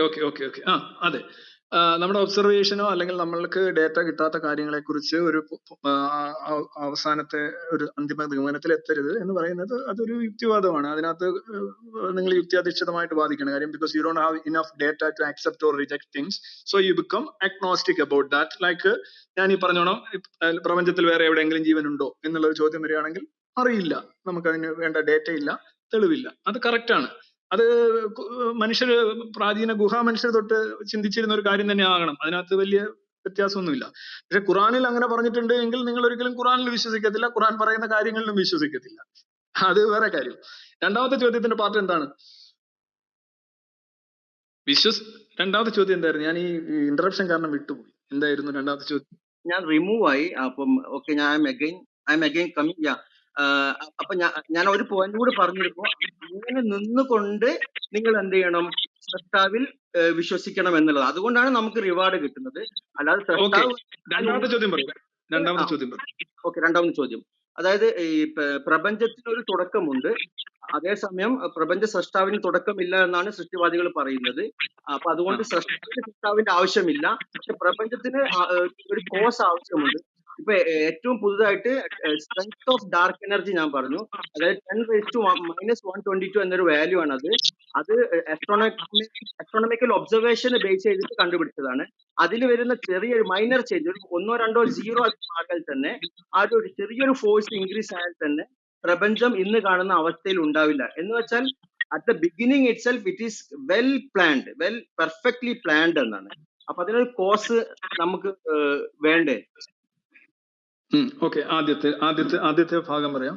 ഇപ്പോ താങ്കൾ ഈ ഒബ്സർവ് ചെയ്യാത്ത കാര്യങ്ങൾ, കഴിയാൻ കഴിയാത്ത കാര്യങ്ങൾ വിട്ടേക്കുക.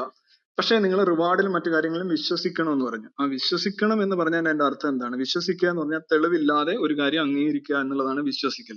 അഗ്നോസ്റ്റിക് പൊസിഷനുമായിട്ട് ഒരു രീതിയിലും ബന്ധപ്പെട്ട കാര്യം. നിങ്ങൾക്ക് അത് അവിടെ ഒരു സൗകര്യമാണ്, മതം ഉണ്ടാക്കുന്ന ഒരു സൗകര്യമാണ്. ഇതൊന്നും വിശദീകരിക്കാനോ മനുഷ്യരെ ബോധ്യപ്പെടുത്താനോ കഴിയാത്തത് കൊണ്ട് നിങ്ങൾക്ക് അറിയാത്തതാണ് എന്നുള്ള ഒരു വ്യാജ ആരോപണമാണ് നടത്തുന്നത്. അല്ലാതെ അതിന് അഗ്നോസ്റ്റിസവുമായിട്ട് യാതൊരു ബന്ധവുമില്ല.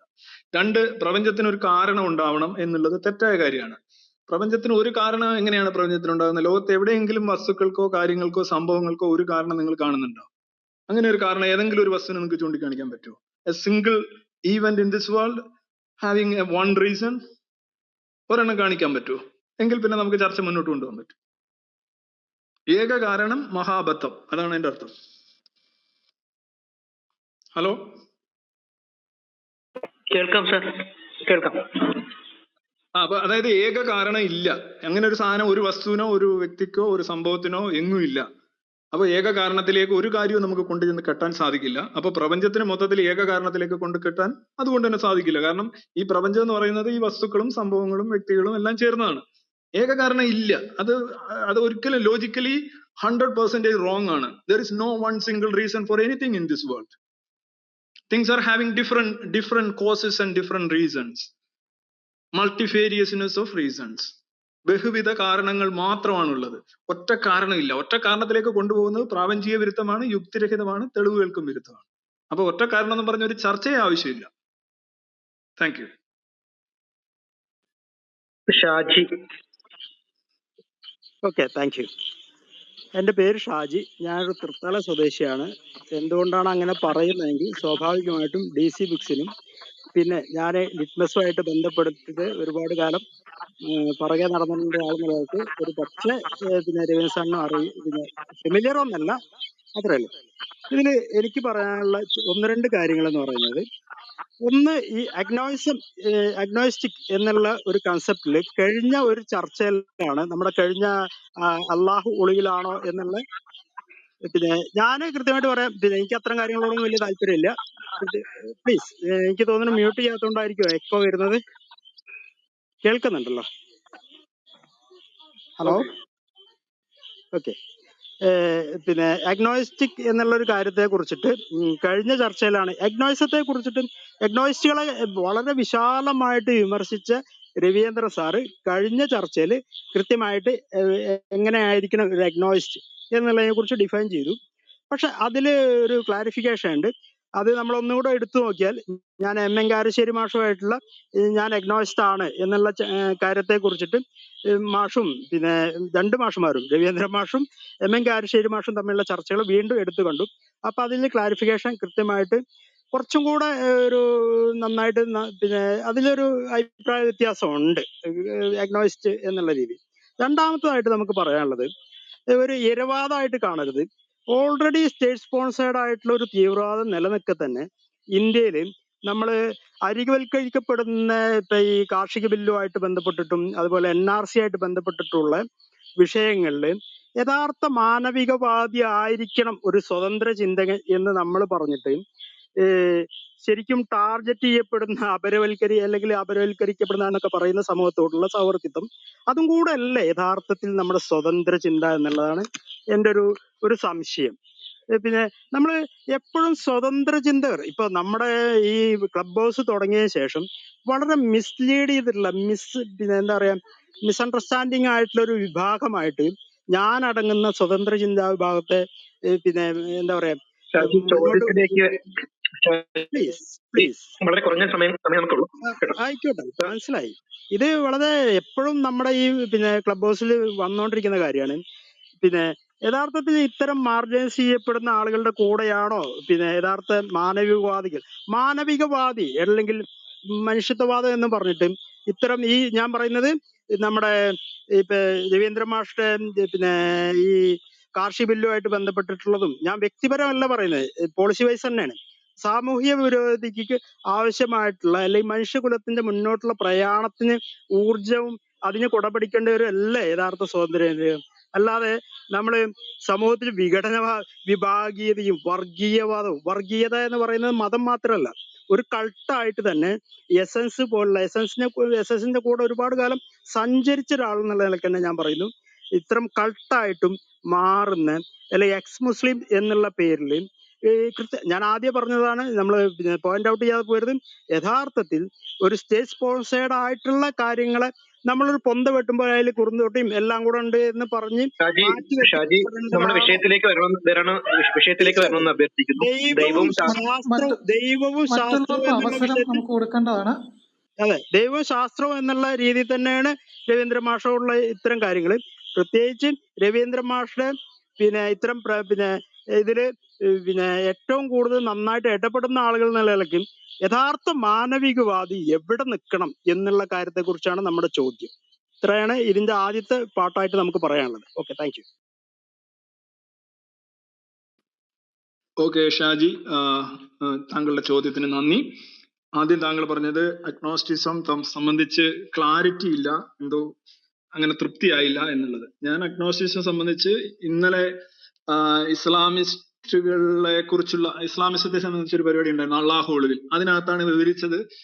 അതിന് മുന്നേ ക്ലാരിറ്റി ഉണ്ടായില്ല എന്നൊക്കെ പറയുന്നത് ശരിയല്ല. ഞാൻ അത് വളരെ വ്യക്തമായിട്ട് എത്രയോ വേദികളിൽ എന്താണ് അഗ്നോസ്റ്റിസം, എന്താണ് എത്തീസം എന്നൊക്കെ വളരെ വ്യക്തമായിട്ട് പറഞ്ഞിട്ടുള്ളതാണ്, പോസ്റ്റുകൾ എഴുതിയിട്ടുള്ളതാണ്. താങ്കൾ ഒരുപക്ഷെ ഇന്നലെ ആയിരിക്കും കണ്ടത്. എന്തായാലും താങ്കൾക്ക് അത് ബോധ്യപ്പെട്ട് കാണുമെന്ന് ഞാൻ കരുതുന്നു. ഓക്കെ. രണ്ടാമത് താങ്കൾ എസൻസിന്റെ ഭാഗമായിരുന്നു എന്ന് പറയുന്നു. എനിക്ക് വ്യക്തമായിട്ട് അറിയില്ല, ഞാൻ താങ്കളുടെ പടം കാണുന്നുണ്ട്. എനിക്ക് ഒരുപക്ഷെ നമ്മള് ഓക്കെ, എനിക്ക് അതിനെക്കുറിച്ച് വ്യക്തമായിട്ട് ധാരണയില്ല.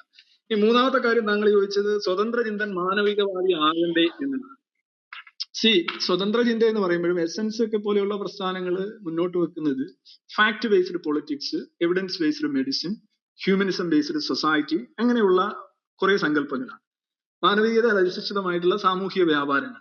അതിലൊന്നെന്താണ് മാൻ ടു മാൻ റിലേഷൻഷിപ്പിലെ മര്യാദ, honesty, integrity, love, care for others, അങ്ങനെ ഒരുപാട് കാര്യങ്ങൾ. ഇവിടെ നിങ്ങളൊരു നരേറ്റീവ് കൊണ്ടുവന്നു, അരികുവൽക്കരിക്കപ്പെട്ട, പാർശ്വവൽക്കരിക്കപ്പെട്ട, ഇങ്ങനെ കുറെ പുഴുങ്ങിയ മലയാളത്തിലുള്ള കുറെ ജാർഗണുകളുണ്ട്. ഇതൊക്കെ നിങ്ങൾ ഉദ്ദേശിക്കുന്ന കാര്യങ്ങളുടെ സാധൂകരണമായിട്ട് അവതരിപ്പിക്കുന്ന കാര്യങ്ങളാണ്. ഇതിനകത്ത് വസ്തുതാപരമായ കാര്യങ്ങളുണ്ടെങ്കിൽ മാത്രമേ സ്വതന്ത്രമായി ചിന്തിക്കുന്ന ഒരാൾക്ക് അതിനകത്ത് പക്ഷം പിടിക്കാൻ സാധിക്കുകയുള്ളൂ. മനസ്സിലായില്ലേ? സ്വതന്ത്രമായി ചിന്തിക്കുക എന്ന് പറഞ്ഞു കഴിഞ്ഞാൽ ഫാക്ട് ബേസ്ഡ് ആയിട്ട്, എവിഡൻസ് ബേസ്ഡ് ആയിട്ട്, ഹ്യൂമനിസം ബേസ്ഡ് ആയിട്ട് നോക്കുമ്പോൾ അതിനകത്ത് എന്താണ് ശരി, അല്ലാതെ പക്ഷാഘാതമല്ല. നിങ്ങൾ പറയുന്നത് സ്വതന്ത്ര ചിന്തകർ ഏതെങ്കിലും ഒരു പക്ഷത്ത് ഇങ്ങനെ നിൽക്കണം, അത് മറുവശത്ത് ഇങ്ങനെ വരുന്നതിനെല്ലാം എതിർക്കണം, ഈ വശത്തൊക്കെ അനുകൂലിക്കണം, അങ്ങനെയല്ല. ഒരു വസ്തുത വന്നു കഴിഞ്ഞാൽ നിങ്ങൾ നോക്കുക, അതിലെവിടെയാണ് ശരി, എവിടെയാണ് വസ്തുത, എവിടെയാണ് തെളിവ്, എവിടെയാണ് നൈതികത, അവിടെയാണ് നിങ്ങൾ പക്ഷം പിടിക്കേണ്ടത്. അല്ലാതെ ഇവിടുന്നേ പക്ഷം പിടിച്ചുകൊണ്ട് അങ്ങ് പോയില്ല. മനസ്സിലായില്ലേ? പക്ഷം പിടിച്ചുകൊണ്ട് ഇങ്ങനെ ഒരു ദിവസം ചരിഞ്ഞങ്ങനെ പോകലല്ല. അതൊക്കെ വെറും കക്ഷി രാഷ്ട്രീയം.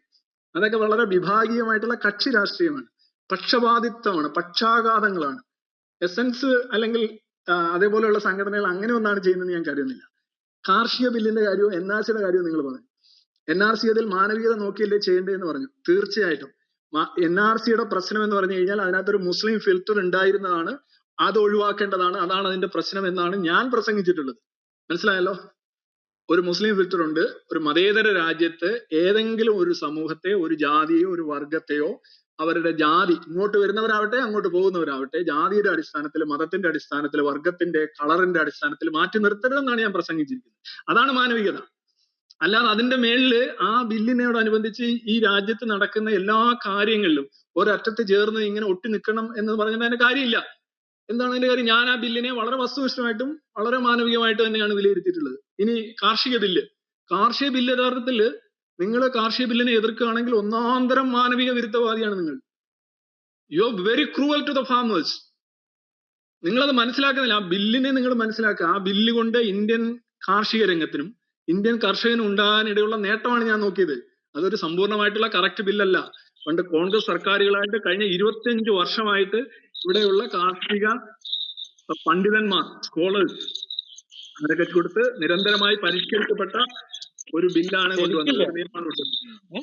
അത് ഏതെങ്കിലും സർക്കാർ അതിപ്പോ നാളെ BJP കൊണ്ടുവരികയോ നാളെ കോൺഗ്രസ് കൊണ്ടുവരികയോ അല്ലെങ്കിൽ ജനതാദൾ കൊണ്ടുവരികയോ ഇതൊന്നും ഒരു വിഷയമല്ല. ആ ബില്ല് കർഷകന് ഗുണകരമാണ്. കർഷകനെയാണ് ഞാൻ നോക്കിയത്, അല്ല നിങ്ങളെ അല്ല. രാഷ്ട്രീയ താല്പര്യവും രാഷ്ട്രീയ കച്ചവടമായിട്ട് തെരുവിലിറങ്ങി അക്രമം ഉണ്ടാക്കുന്നത് നിങ്ങളെയല്ല ഞാൻ നോക്കിയത്. ഞാൻ നോക്കിയത് കർഷകനെയാണ്. കർഷകന്റെ കൂടെയാണ് ഞാൻ നിന്നത്. ആ കാർഷിക ബില്ലിനെ നിങ്ങൾ എതിർക്കുകയാണെങ്കിൽ നിങ്ങളാണ് യഥാർത്ഥത്തിൽ മാനവീയ വിരുദ്ധ പക്ഷത്ത് നിൽക്കുന്നത്. മനസ്സിലായോ? കറക്റ്റാണ്. സ്വതന്ത്ര ചിന്ത എന്ന് പറയുമ്പോൾ ഫാക്ട് ബേസ്ഡ് പൊളിറ്റിക്സ് ആയിരിക്കണം, എവിഡൻസ് ബേസ്ഡ് മെഡിസിൻ ആയിരിക്കണം, ഹ്യൂമനിസം ബേസ്ഡ് സൊസൈറ്റി ആയിരിക്കണം. അതായിരിക്കണം കോൺസെപ്റ്റ്. അല്ലെങ്കിൽ സമാനമായ കോൺസെപ്റ്റുകൾ എല്ലാ രംഗത്തും ഉണ്ടായിരിക്കണം. അത് വളരെ കൃത്യമായിട്ട് നമ്മൾ ചെയ്യുന്നുണ്ട്. നിങ്ങളൊരു ആരോപണമാണ് ഉന്നയിച്ചത്, ഞാനത് വളരെ വിനീതമായി അതേസമയം വളരെ ശക്തമായി നിഷേധിക്കുന്നു. Thank you. ആതിര സംസാരിക്കുന്നു വിചാരിക്കുന്നു. ആതിര കേൾക്കാമോ? അടുത്ത ആളിലേക്ക് പോവാണ്. അമ്മിണി. ഹലോ, കേൾക്കുന്നുണ്ടോ? കേൾക്കാം. ഒന്ന് കുറച്ച് ഉറക്കെ പറയണേ. ഓക്കെ. എൻ്റെ ക്വസ്റ്റ്യൻ, ഞാനൊരു മുസ്ലിം ഫാമിലിയിൽ ജനിച്ച് വളർന്ന ഒരു ആളാണ്. ഞാനൊരു അഗ്നോസ്റ്റിക് ആണ്. എൻ്റെ കാരണം, ഞങ്ങൾ വളർന്നു വരുമ്പോൾ ഇതുപോലത്തെ നമ്മൾ വായിച്ചിട്ടോ പഠിച്ചിട്ടോ ഇങ്ങനത്തെ പ്രസംഗം കേട്ടിട്ടോ agnostic ആയതല്ല.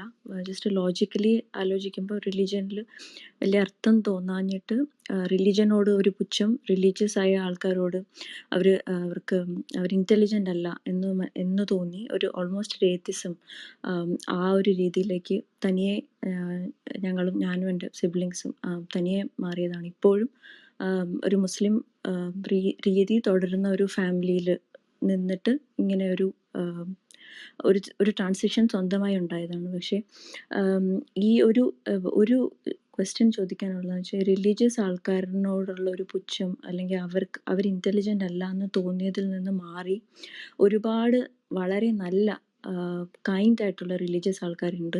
At the same time വളരെ ഇൻ്റലിജൻ്റ് ആണെന്ന് നമ്മൾക്ക് തോന്നുന്ന ഏത്തിസ്റ്റുകളുടെ കൂട്ടത്തിൽ ഫ്രോഡുലൻ്റ് ആയിട്ടുള്ള അല്ലെങ്കിൽ മിസ്ലീഡിങ് ആയിട്ടുള്ള ഫ്ലേർട്ടേഷ്യസ് ആയിട്ടുള്ള ആൾക്കാരുണ്ട്. അപ്പം ഒരു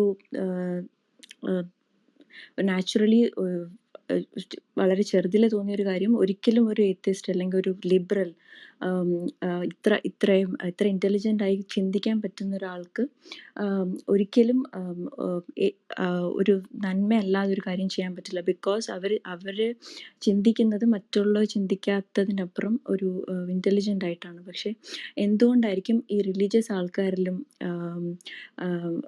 while they are stupid, while they might be stupid, എന്തുകൊണ്ടായിരിക്കും അവരിലും വളരെ നല്ല ആൾക്കാരുണ്ടാവുകയും മറ്റ് സൈഡിൽ റിലീജിയസ് അല്ലാത്ത ലിബറൽസ് ഒരു അതർവൈസ് ഏത്തിസ്റ്റുകളുടെ സൈഡിൽ ഫ്രോഡുലൻ്റ് ആയിട്ടുള്ള ആൾക്കാരുണ്ടാവും? എന്തുകൊണ്ടായിരിക്കും? അതാണ് ഒന്നാമത്തെ ക്വസ്റ്റ്യൻ. രണ്ടാമത്തെ ക്വസ്റ്റ്യൻ, ഞാനൊരു അഗ്നോസ്റ്റിക് ആണ്, ഇപ്പോൾ ഒരു ഏത്തിസ്റ്റ് അല്ല. Because is there a possibility, ഇപ്പം രവിചന്ദ്രൻ സാർ നേരത്തെ പറഞ്ഞ കാര്യം ഞാൻ ആലോചിച്ചിട്ടുണ്ട്. മറ്റൊരു പ്ലാനറ്റിൽ ഒരു ലൈഫ് ഉണ്ടോ? മറ്റൊരു പ്ലാനറ്റിൽ എന്ത് സംഭവിക്കുന്നു എന്ന് നമ്മൾക്ക് ഒരു സയൻസ് ഇനിയും ഡെവലപ്ഡ് ആവാനുള്ള ഒരു സമയത്ത് what if there is A super power, what if we finally know that ദൈവം ശരിക്കും ഉണ്ടായിരുന്നു, അതിനുള്ളൊരു പോസിബിലിറ്റി ഉണ്ടോ? ബിക്കോസ് ഞാൻ എൻ്റെ ഏറ്റവും ഒരു ഫോബിയ അല്ലെങ്കിൽ ഒരു ഫിയർ ആവുന്ന സമയത്ത് ആലോചിക്കാറുണ്ട്, ശരിക്കും ചിലപ്പോൾ ദൈവം ഉണ്ടായിരിക്കാം, നമ്മൾ അതിലേക്ക് എത്താത്തതായിരിക്കാം ഇതുവരെ.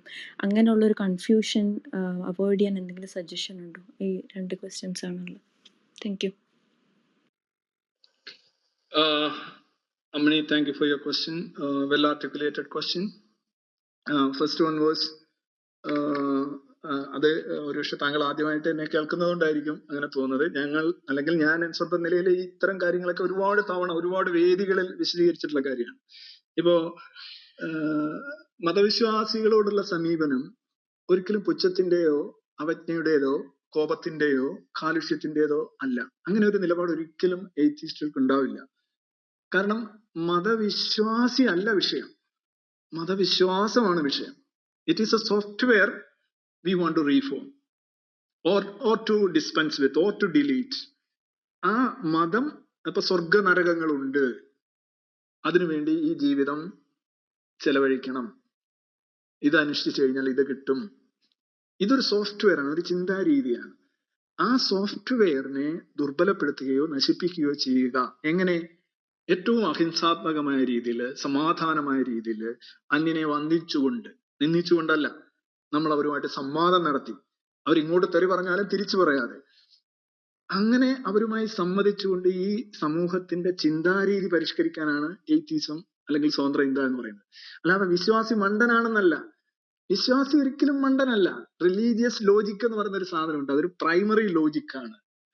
അത് റോങ് ലോജിക്കാണ്. ഒരു wrong logic, A set of wrong logical equations കൊണ്ട് നടക്കുന്ന ഒരാൾക്ക് ഇന്റലിജൻസ് ഉണ്ടാവില്ലെന്ന് ആര് പറഞ്ഞു? ലോകത്ത് നിങ്ങൾ നോക്കുക, ലോകത്തിന്റെ ഉന്നതിയിൽ എത്തിയിട്ടുള്ള മനുഷ്യരിൽ മഹാഭൂരിപക്ഷവും വിശ്വാസികളാണ്. ഇപ്പോഴാണ് ഇവർ കഴിഞ്ഞ ഒരു 100-150 നോബൽ സമ്മാന ജേതാക്കളെ നോക്കുക, ഒരു 150 വർഷത്തിന് മുമ്പ് ഒരൊറ്റ എത്തീസ്റ്റ് പോലും ഉണ്ടാവില്ല. ഇപ്പോഴാണ് എത്തീസ്റ്റുള്ള കാര്യം. അന്ന് എത്തീസം പറയാൻ പോലും പറ്റില്ല. നിങ്ങൾ സമൂഹത്തിലെ മിടുമിടുക്കന്മാരെ നോക്കിക്കഴിഞ്ഞാൽ അത് ഭൂരിപക്ഷവും വിശ്വാസികളായിരിക്കും. സമൂഹത്തിലെ കുറ്റവാളികളെയും ക്രിമിനലുകളെയും റേപ്പിസ്റ്റുകളെയും അഴിമതിക്കാരെയും നോക്കിക്കഴിഞ്ഞാൽ അതിൽ മഹാഭൂരിപക്ഷവും വിശ്വാസികളായിരിക്കും. അതെന്തുകൊണ്ട് സംഭവിക്കുന്നു? അത് ജനസംഖ്യാപരമായി വിശ്വാസികൾക്ക് ഇത്തരം സമൂഹങ്ങളിൽ മേധാവിത്വം ഉള്ളത് കൊണ്ടാണ് അങ്ങനെ സംഭവിക്കുന്നത്. അപ്പൊ നല്ലതെടുത്താലും ചീത്തയെടുത്താലും കൂടുതൽ അവിടെയായിരിക്കും. ഇനി 2, എയ്ത്തീസ്റ്റുകളിൽ ഫ്രഡലൻസ് ഉണ്ടോ ക്രിമിനൽസ് ഉണ്ടോ എന്നൊരു ചോദ്യം. എത്തീസം എന്ന് പറയുന്നത് ഒരു കാര്യം മനസ്സിലാക്കലാണ്. ഒരു ചിന്താരീതി അനുസരിച്ച് ഒരു സൂപ്പർ നാച്ചുറൽ എന്നുള്ള രീതിയിൽ മാറ്റിയിട്ട് നാച്ചുറലിസ്റ്റിക് വ്യൂ പോയിന്റിലേക്ക് ഒരു വ്യക്തി വരുന്നു എന്നുള്ളത് കൊണ്ട് അയാളുടെ മറ്റ് ഇൻസ്റ്റിങ്റ്റുകളൊന്നും എല്ലാം ഇല്ലാതാകുന്നില്ലല്ലോ. നിങ്ങൾ പറഞ്ഞ ഒരുപാട് പക്കാ ഫ്രോഡുകളായിട്ടുള്ള ഒരുപാട് എത്തീസ്റ്റുകളുണ്ട്. അത് നിങ്ങൾ എന്നോട് പറയേണ്ട കാര്യമില്ല, എനിക്കറിയാവുന്ന കാര്യമാണ്. അത് വിശ്വാസികളുടെ കൂടെയുണ്ട്, ക്രിമിനലുകളുണ്ട്, റേപ്പിസ്റ്റുകളുണ്ട്, കള്ളന്മാരുണ്ട്, സാമ്പത്തിക കുറ്റവാളികളുണ്ട്, ലൈംഗിക കുറ്റവാളികളുണ്ട്. ഇത് 2 പക്ഷത്തും ഉണ്ട്. നിങ്ങൾ കരുതി എത്തീസം എന്ന് പറഞ്ഞു കഴിഞ്ഞാൽ ഇതെല്ലാം ഭേദപ്പെട്ട ഒരു അവസ്ഥയാണെന്നും റിലീജിയൻ എന്ന് പറയുന്നത് അല്ലെങ്കിൽ വിശ്വാസികൾ എന്ന് പറയുന്നത് അവർ സ്റ്റുപ്പിഡ്, അങ്ങനെയേ അല്ല. ഇപ്പോ ഇസ്ലാമിന്റെ കാര്യം തന്നെ എടുത്തു കഴിഞ്ഞാൽ ഞാൻ എപ്പോഴും പറയുന്നത് ഇസ്ലാം എന്ന് പറയുന്ന സോഫ്റ്റ്വെയറിനെയാണ് എതിർക്കുന്നത്, മുസ്ലിങ്ങളെ അല്ല. മുസ്ലിങ്ങൾ നമുക്ക് ആ സോഫ്റ്റ്വെയർ അവരിൽ നിന്ന് മാറ്റിക്കഴിഞ്ഞാൽ, ഫോർ എക്സാമ്പിൾ, ഇപ്പോ ഒരാള് ഒരു മതം ഇല്ലാതെ ഒരാളിരിക്കുന്നു, ഒരു ഏത്തീസ്റ്റ് ആയിട്ടുള്ള ഒരാള് ഇസ്ലാമിലേക്ക് കൺവേർട്ട് ചെയ്യുന്നു. So planting the stories, believing in the stories and desiring paradise or ജന്നം ഓർ സ്വർഗം, അതൊക്കെ ഇങ്ങനെ ആഗ്രഹിക്കുന്നു, നരകത്തെ പേടിക്കുന്നു. ആ സോഫ്റ്റ്വെയർ ഇൻസ്റ്റാൾ ആയി കഴിഞ്ഞാൽ അയാളുടെ ജീവിത രീതി മുഴുവൻ മാറുകയാണ്. അയാൾ വേറൊരു രീതിയിലാണ് പിന്നെ പ്രവർത്തിക്കുന്നത്. നിങ്ങൾ OS മാറ്റുന്നതുകൊണ്ടാണ് ഒരു കമ്പ്യൂട്ടറിൽ. പിന്നെ അയാൾ വിചാരിക്കുന്ന ശരി, ഇനി എന്നാല് സിറിയയിലേക്ക് പോയി കളയാം. അയാൾ സിറിയയിലേക്ക് പോകാൻ കാര്യം എന്താണ്? കഴിഞ്ഞ 2 വർഷത്തിന് മുമ്പ് അയാൾക്ക് അങ്ങനെ താല്പര്യമില്ല.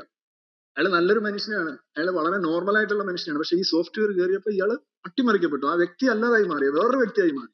അപ്പൊ സോഫ്റ്റ്വെയർ ആണോ പ്രശ്നം, വ്യക്തിയാണോ പ്രശ്നം? വ്യക്തിയല്ല പ്രശ്നം, ആ സോഫ്റ്റ്വെയർ ആണ്. ഇപ്പോ ഞാൻ ഈ അടുത്തിടെ ന്യൂറോൺസിന്റെ ഒരു ചാനലില് ജോസഫ് മാഷുമായിട്ട്, കൈവെട്ടി TJ ജോസഫ് മാഷുമായിട്ട് ഒരു ചർച്ചയുണ്ട്. വനിജ മൈത്രി നടത്തിയൊരു ചർച്ചയാണ്. അതിന്റെ കീഴിൽ കുറെ ആൾക്കാർ വന്ന് കമന്റ് ഇട്ടിരുന്നു. അവർ പറഞ്ഞൊരു കാര്യം, ഞാനന്ന് NDF-ലായിരുന്നു, ഞാനന്ന് പോപ്പുലർ ഫണ്ടിലായിരുന്നു, ഞാനന്ന് ആഗ്രഹിച്ചു ഇയാളെ കൈ വെട്ടണം, അല്ല കഴുത്ത് തന്നെ വെട്ടണം, എനിക്ക് ഭയങ്കര സന്തോഷമായിരുന്നു, ഞാൻ കൈയടിച്ചു. പക്ഷെ ഇന്ന് ആലോചിക്കുമ്പോൾ ഞാൻ അന്ന് സന്തോഷിച്ചതിൽ ഞാൻ ഇന്ന് ദുഃഖിക്കുകയും സ്വയം ലജ്ജ തോന്നുകയും ചെയ്യുന്നു. കാരണം എന്താണ്? അന്ന് ആ സോഫ്റ്റ്വെയർ സജീവമാണ്, ഇന്ന് ആ സോഫ്റ്റ്വെയർ ഇല്ല.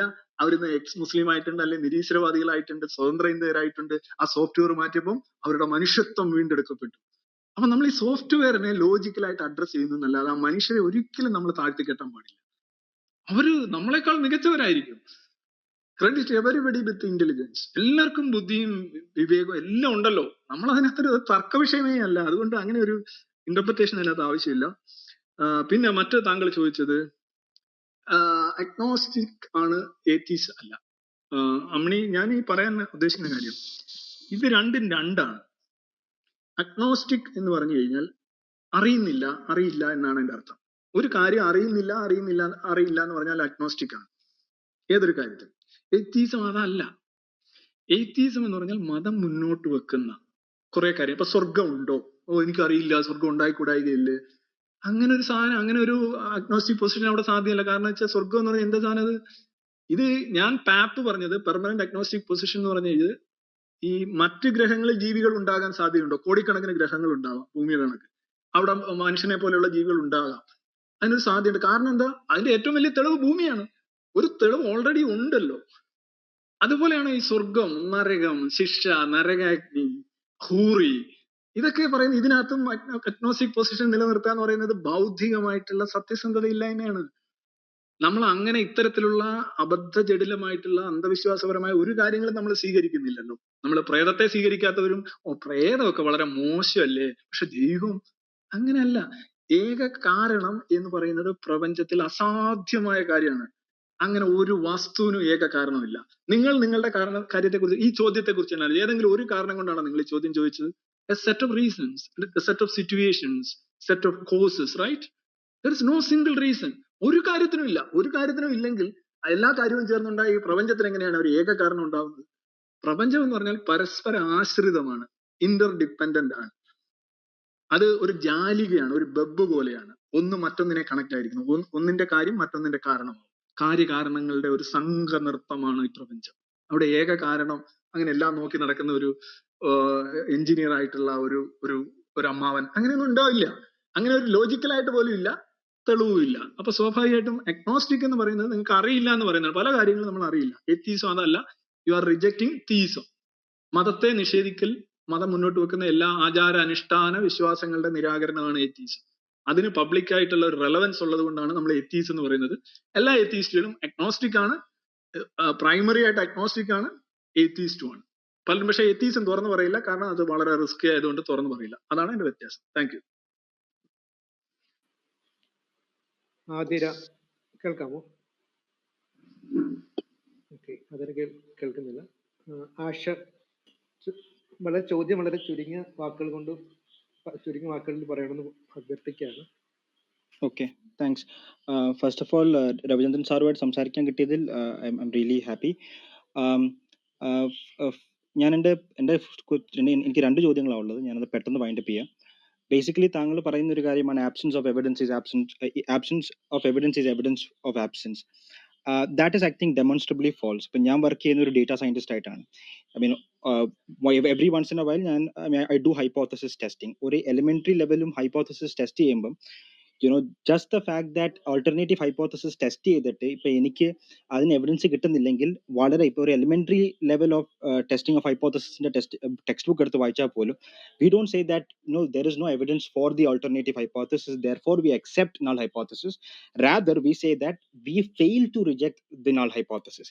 അതുകൊണ്ട് തന്നെ ഡിഫോൾട്ട് പൊസിഷൻ ഏതൊരു കാര്യത്തിലും ഡിഫോൾട്ട് പൊസിഷൻ നമുക്കൊന്നും അറിയത്തില്ലെങ്കിൽ അഗ്നോസ്റ്റിക് പൊസിഷൻ ആണ് അറിയില്ല. Just basically confessing ignorance.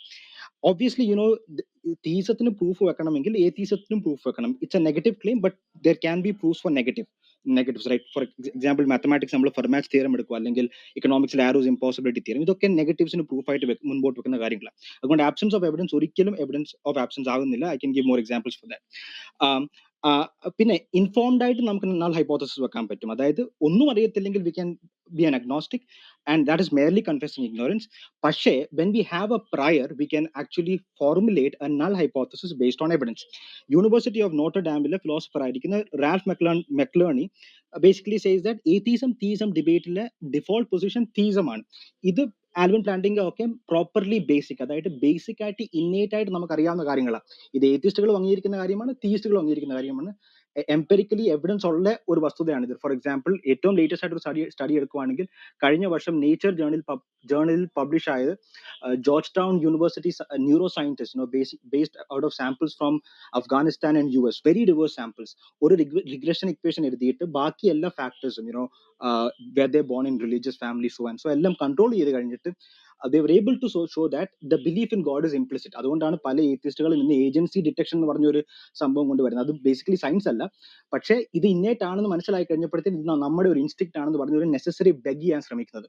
But Justin Barrett പോലുള്ള സൈക്കോളജിസ്റ്റുകൾ റിപ്ലൈ ചെയ്യുന്നത് ബേസിക്കലി ഈ ഏജൻസി സീക്കിംഗ് എന്ന് പറയുന്നത് ഏത്തിസ്റ്റുകൾക്ക് ഈ ഇന്നേറ്റ് ആണെന്ന് ഒരു തെളിവ് കിട്ടിക്കഴിഞ്ഞപ്പോഴത്തേക്കും we are trying to get around it. So basically ഇത് ഇന്നേറ്റ് ആണെങ്കിൽ that is the default hypothesis. So I can know that God exists and I can also show that God exists. I am a theist, I am a Christian theist. കാരണം ഇവിടെ രണ്ട് hypothesis ആണ്. First is, does God exist or not? Based on the evidence I make a probabilistic inference that God does exist. The second hypothesis based on different religions, and ആ hypothesis test ചെയ്തിട്ട് I am a Christian. So I am a Christian theist because of the evidence. പിന്നെ താങ്കളുടെ പുസ്തകത്തിലേക്ക് വന്നാൽ I have just one question. ഈ God Delusion എന്ന പുസ്തകം with all due respect has actually fallen out of Western academia. അതിന്റെ ഏറ്റവും significant point ആയിരുന്നു പ്രസ്റ്റീജിയസ് കേംബ്രിഡ്ജ് യൂണിയനിൽ ഈസ് ഗോഡ് എ ഡെല്യൂഷൻ എന്ന് പറഞ്ഞ് നടന്ന debate between William Craig PS Williams and A. Ahmad and A. Cobson. ആ ഡിബേറ്റിൽ public vote നടന്നിട്ട് people in 2011 voted that God is not a delusion. Even the atheists who were there in the room basically voted that at least it is rational to believe that God exists. 2019 ഗാർഡിയനിൽ ഒരു article വന്നു, where are the new atheist, you know, because they have actually that movement is gone. പക്ഷേ ഈ പുസ്തകം മലയാളത്തിൽ വന്നതുകൊണ്ട് ഈ ഒരു rationally inferior ആയിരിക്കുന്ന ഒരു brand of ഏത്തിയസം is now popular in Kerala. That is what I observe.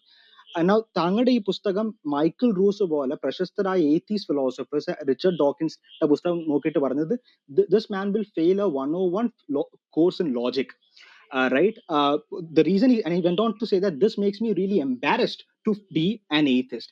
കാരണം ഞാൻ പല ലോജിക്കൽ ഫാലസീസിന്റെ ടെക്സ്റ്റ് ബുക്ക് എക്സാമ്പിൾസ് ഗോഡ് ഡെലൂഷനിലുണ്ട്. അത് തന്നെ you have translated to Malayalam. I can give you a couple of examples.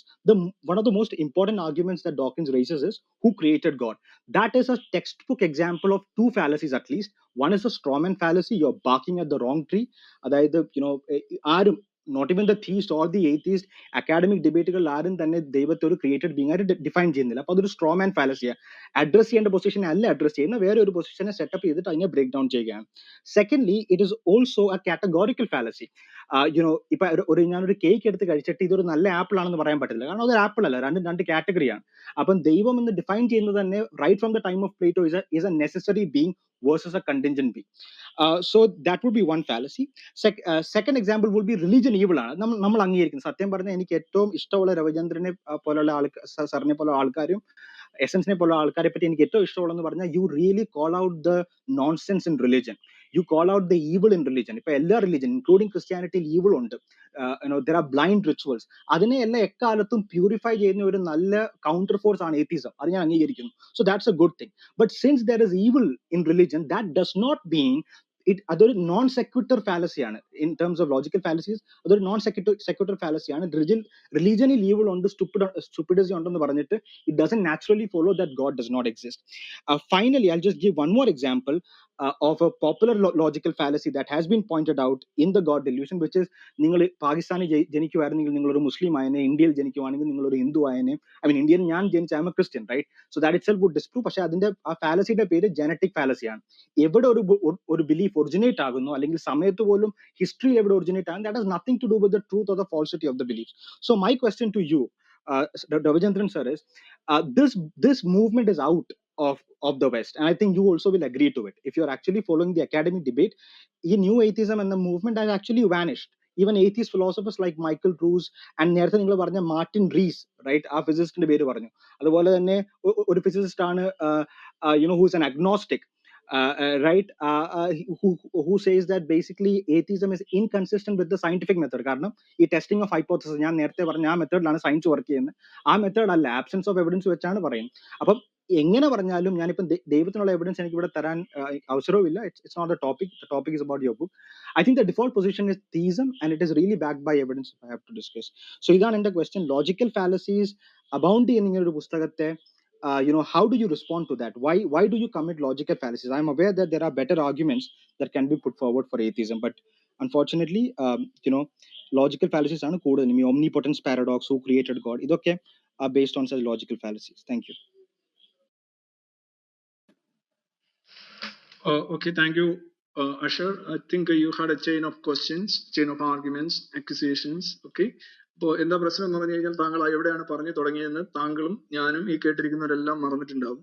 കുറെ കാര്യങ്ങൾ മാത്രമേ ഞാൻ ഓർക്കുന്നുള്ളൂ. എന്നാലും ഞാൻ ഓർത്തതിന് ഒന്നൊന്നായിട്ട് മറുപടി പറയാം. താങ്കൾ ചോദിച്ചു അഗ്നോസ്റ്റിക് എന്നുള്ളത് ആണ് ശരിക്കും സൗണ്ട് ആയിട്ടുള്ള പൊസിഷൻ, എത്തീസം അല്ല എന്ന് പറഞ്ഞു. ഞാൻ പറഞ്ഞു atheism is relevant in the case of religion. Atheism, you are rejecting religious principles, concepts, അതേപോലെയുള്ള ആചാരങ്ങൾ, അനുഷ്ഠാനങ്ങൾ, വിശ്വാസങ്ങൾ, അതൊക്കെ റിജക്ട് ചെയ്യുന്നതാണ് atheism. അതിന് പബ്ലിക് റെലവൻസ് ഉണ്ട്. അത് പാശ്ചാത്യ ലോകത്ത് ഉണ്ടായ ഒരു സാധനമല്ല. ആദ്യത്തെ മനുഷ്യൻ ഇത്തരം കാര്യങ്ങളെ കുറിച്ച് പറഞ്ഞപ്പോൾ അവനെ എതിർത്ത അല്ലെങ്കിൽ അവനെ നിരാകരിച്ച ആദ്യത്തെ മനുഷ്യനിൽ atheist ഉണ്ട്. അത് ലോകത്തെമ്പാടും മൂവ്മെന്റ്സോ പ്രസ്ഥാനങ്ങളോ സ്കൂളുകളോ അല്ലെങ്കിൽ വേറെ ഏതെങ്കിലും ക്ലബുകളോ വരുന്നതനുസരിച്ചല്ല ഏത്തീസം വരുന്നത്. ഏത്തീസത്തിന് actually it doesn't need any support, because you are റിലീജിയനെ സംബന്ധിച്ചോളം they are defending a lie. ഒരു നുണയാണ് അവർ ഡിഫെൻഡ് ചെയ്യുന്നത്. ഒരു നുണ ഡിഫെൻഡ് ചെയ്യുന്നതിനാണ് ആളും അർത്ഥവും പോപ്പുലാരിറ്റി ഒക്കെ വേണ്ടത്. ഏത്തീസം പോപ്പുലർ ആവുന്നുണ്ടെങ്കിൽ ജസ്റ്റ് അതൊരു കൺസിസ്റ്റന്റ് ആയിട്ട് പോപ്പുലർ ആവാൻ സാധ്യതയുള്ള ഒരു കാര്യമല്ല. നിങ്ങൾ ഒരു ചോദ്യത്തിൽ പറഞ്ഞു എവിടെയോ ഒരു ചർച്ച നടന്നപ്പോൾ പോപ്പുലർ വോട്ടിംഗ് നടത്തിയ ഏത്തീസം ആണ്, എത്തീസ്റ്റ് പൊസിഷൻ ശരിയല്ല എന്ന് അതൊക്കെ ഇതിനേക്കാൾ വലിയൊരു അതൊരു ലോജിക്കൽ ഫാലസിയാണെന്ന് താങ്കൾക്ക് അറിയാം. താങ്കൾ ലോജിക്കൽ ഫാലസിയെ കുറിച്ച് തന്നെ പറയുന്നു. കൂടുതൽ പേര് വോട്ടിനിട്ട് സത്യം തെളിയിക്കുന്നതൊന്നും സയൻസിന്റെയോ യുക്തിചിന്തയുടെ വഴിയല്ല. അങ്ങനെയാണെങ്കിൽ ഇവിടെ മോദി ഗവൺമെന്റ് ആണ് കറക്റ്റ്. നിങ്ങൾ മലപ്പുറത്ത് തന്നെ ദൈവം ഉണ്ടോ എന്ന് പറഞ്ഞ് വോട്ടിട്ട് കഴിഞ്ഞാൽ ആരായിരിക്കും വിജയിക്കുക? അതൊക്കെ എത്രയോ ബാലിശമായിട്ടുള്ള ആർഗ്യുമെന്റ് ആണ് സുഹൃത്തെ. പോട്ടെ, അഗ്നോസ്റ്റിക് പൊസിഷൻ, നിങ്ങൾ ഏത് കാര്യത്തിലാണ് അഗ്നോസ്റ്റിക് പൊസിഷൻ എടുക്കുന്നത് ജീവിതത്തിൽ? വളരെ ജീവിതവുമായി ബന്ധപ്പെടാത്ത, വളരെ ഉദാഹരണമായിട്ട് യുറാനസിന്റെ പോൾസിൽ ചിരിക്കുന്ന ബാക്ടീരിയ ഉണ്ടോ എന്ന് ചോദിക്കുമ്പോൾ അറിയില്ല. ഓക്കെ, റൈറ്റ്, അതിനകത്ത് വലിയ കാര്യമില്ല. അതേസമയം നമ്മുടെ ജീവിതത്തിൽ every second you take a decision. In every aspect of your life you take a decision, X or Y. നിങ്ങൾ ഒന്ന് റിജക്ട് ചെയ്യുന്നു അല്ലെ അക്സെപ്റ്റ് ചെയ്യുന്നുണ്ട്. ഒരു ഹാൻഡ് സിഗ്നല്, ഒരു ട്രാഫിക് സിഗ്നല്, ഒരു സാധനം കടം വാങ്ങണോ വേണ്ടയോ, കുളിക്കണോ വേണ്ടയോ, you are taking decisions. You are either accepting or rejecting. You are never in between. അങ്ങനെ മാത്രമേ നിങ്ങൾക്ക് ജീവിക്കാൻ പറ്റൂ. ജീവിതവുമായിട്ട് കാര്യമായി ബന്ധമില്ലാത്ത അൺറിയലിസ്റ്റിക് ആയിട്ടുള്ള കാര്യങ്ങളിൽ നിങ്ങൾക്ക് എനിക്കറിയില്ല എന്ന് പറയാം. ഞാൻ ഈ മുമ്പേ പറഞ്ഞോണം എക്സ്ട്രാ ടെറസ്ട്രിയൽ ഓർഗാനിസത്തിന്റെ കാര്യത്തിൽ. പിന്നെ ഇന്നേറ്റ് പൊസിഷനെ കുറിച്ച് താങ്കൾ പറഞ്ഞു. ഞാൻ ഓർക്കുന്നത് മാത്രമാണ് പറയുന്നത്. ഇന്നേറ്റ് പൊസിഷൻ ആണ് വിശ്വസിക്കുക എന്നുള്ളത് ശരിയാണ്. അത് ദൈവത്തിൽ വിശ്വസിക്കാനുണ്ടായ ഒരു ഇന്നേറ്റ് പൊസിഷൻ അല്ല. വിശ്വസിക്കുക എന്ന് പറയുന്നത് കുട്ടികളുടെ ആയാലും നമ്മളുടെ ഹ്യൂമൻ ബീയിങ്ങിന്റെ ആയാലും അടിസ്ഥാനപരമായിട്ടുള്ള ഒരു സെറിബ്രൽ വയറിംഗ് ആണ്. അതിന്റെ കാരണം നമ്മുടെ അതിജീവനമായിട്ടും നമ്മുടെ ഓർഗാനിക് ഇവല്യൂഷനുമായി ബന്ധപ്പെട്ട് കിടക്കുന്ന കാര്യമാണ്. ഒരു മനുഷ്യക്കുട്ടി എന്ന് പറഞ്ഞു കഴിഞ്ഞാൽ അതിന്റെ ആരംഭത്തിൽ മുതിർന്നവരെ വിശ്വസിച്ചുകൊണ്ടും ഡിപ്പെൻഡ് ചെയ്തുകൊണ്ടും മാത്രമേ മുന്നോട്ട് പോകാൻ പറ്റൂ. ഒരു പശുക്കുട്ടിയോ അല്ലെങ്കിൽ ഒരു കാളക്കുട്ടിയോ ഒക്കെ ആണെങ്കിൽ പ്രസവിച്ചു കഴിഞ്ഞാൽ 1 മണിക്കൂർ കൊണ്ട് അത് ഓടി നടക്കും, അത് ചിലപ്പം ആഹാരം കഴിക്കും. അതേപോലെ അല്ല മനുഷ്യക്കുട്ടി, ഒരു പഞ്ഞിക്കെട്ട് പോലെയാണ്. അത് നിസ്സഹായം കിടക്കുന്ന ആ കുട്ടി ഒരുപാട് ഡിപ്പെൻഡന്റ് ആണ്. ഡിപ്പെൻഡന്റ് ആയ അവസ്ഥയിരിക്കുന്ന ഒരു ഓർഗാനിസം ഒരുപാട് ഇൻപുട്സ് റെസിസ്റ്റൻസ് ഇല്ലാതെ സ്വീകരിക്കും. കാര്യം റെസിസ്റ്റൻസ് ഉണ്ടാവാനായിട്ടുള്ള ഒരു സെറിബ്രൽ ശേഷി ആ ഓർഗാനിസത്തിനില്ല. മനുഷ്യക്കുട്ടികൾ അങ്ങനെയാണ്. ആ സമയത്താണ് നിങ്ങൾ ഈ ഭ്രാന്തൻ കഥകളും ഈ ഡൂസ് ആൻഡ് ഡോൺസും ഇഷ്ടാനിഷ്ടങ്ങളും ഒക്കെ അതിലേക്ക് കുത്തിവെക്കുന്നത്. അങ്ങനെയാണ് ആ കുട്ടി അങ്ങനെ ഉണ്ടാവുന്നത്. നിങ്ങൾ പറഞ്ഞ ജനറ്റിക് ഫാലസിയെ കുറിച്ച് പറഞ്ഞു. ജനറ്റിക് ഫാലസി എന്ന് പറയുമ്പോൾ നോർമൽ ആയിട്ട് നിങ്ങൾ ജനിച്ചപ്പോൾ ഇസ്രായേലിൽ നിന്ന് ജനിച്ചാൽ ജൂ ആകും, ഇന്ത്യയിൽ ജനിച്ചാൽ ഹിന്ദു ആകും, പിന്നെ പാലസ്തീനിൽ ജനിച്ചാൽ മുസ്ലിം ആകും എന്ന് പറയുന്നത് അതിന്റെ സാധ്യത വളരെ കൂടുതലാണ്. കാരണം നോർമലായിട്ട് ഒരു സ്ഥലത്ത് ജനിച്ചത് കൊണ്ട് ആ സ്ഥലത്തിന്റെ എല്ലാ സാധനങ്ങളും ഉണ്ടാവണമെന്നില്ല. പക്ഷെ മതത്തിന്റെ കാര്യത്തിൽ നോക്കൂ, it's compulsory, it's an imposition, it's not a composition. നിങ്ങൾക്ക് സ്വതസിദ്ധമായ നിങ്ങളുടെ വ്യക്തിത്വം വഴി വികസിക്കാനായിട്ടുള്ള അവസ്ഥയില്ല. കാരണം മതം എന്ന് പറഞ്ഞാൽ ഏർലിയർ സ്റ്റേജിൽ കൊണ്ടുവന്ന് അടിച്ചു വെക്കുകയാണ്. ആ സിസ്റ്റത്തിന്റെ ബേസ് മദർ ബോർഡിൽ കൊണ്ടുവന്ന് പേസ്റ്റ് ചെയ്യുന്ന സാധനമാണ്. അതുകൊണ്ടാണ് നിങ്ങൾ ഒരു നഴ്സ്, ഞാൻ പറയാം, ഒരു ആശുപത്രിയിൽ ഒരു നഴ്സിന് കൈപ്പിഴ വന്നു കഴിഞ്ഞാൽ ഒരു ക്രിസ്ത്യാനി മുസ്ലിം ഹിന്ദു ആവും. എന്തുകൊണ്ട്? അതങ്ങനെയാണ്. നിങ്ങൾ ഏത് കുടുംബത്തിലേക്കാണോ പോകുന്നത് ആ കുടുംബത്തിന്റെ ഭാഗമാവുകയാണ്. അത് ജനറ്റിക് ഫാലസി അല്ല, അതിനൊരു നല്ല ലൈക്ലിഹുഡ് ഉള്ള, നല്ല സാധ്യതയുള്ള ഒരു ആർഗ്യുമെന്റ് തന്നെയാണത്. അതിന് ജനറ്റിക് ഫാലസി, അത് ടു അക്കാഡമിക് ആണ്. ഒരിടത്ത് ജനിച്ചത് കൊണ്ട് അങ്ങനെ ആകണമെന്നില്ല. ഇല്ല, അങ്ങനെ ആകണമെന്നില്ല. പക്ഷേ സാധ്യത നോക്കുക. It's all about probability. Okay.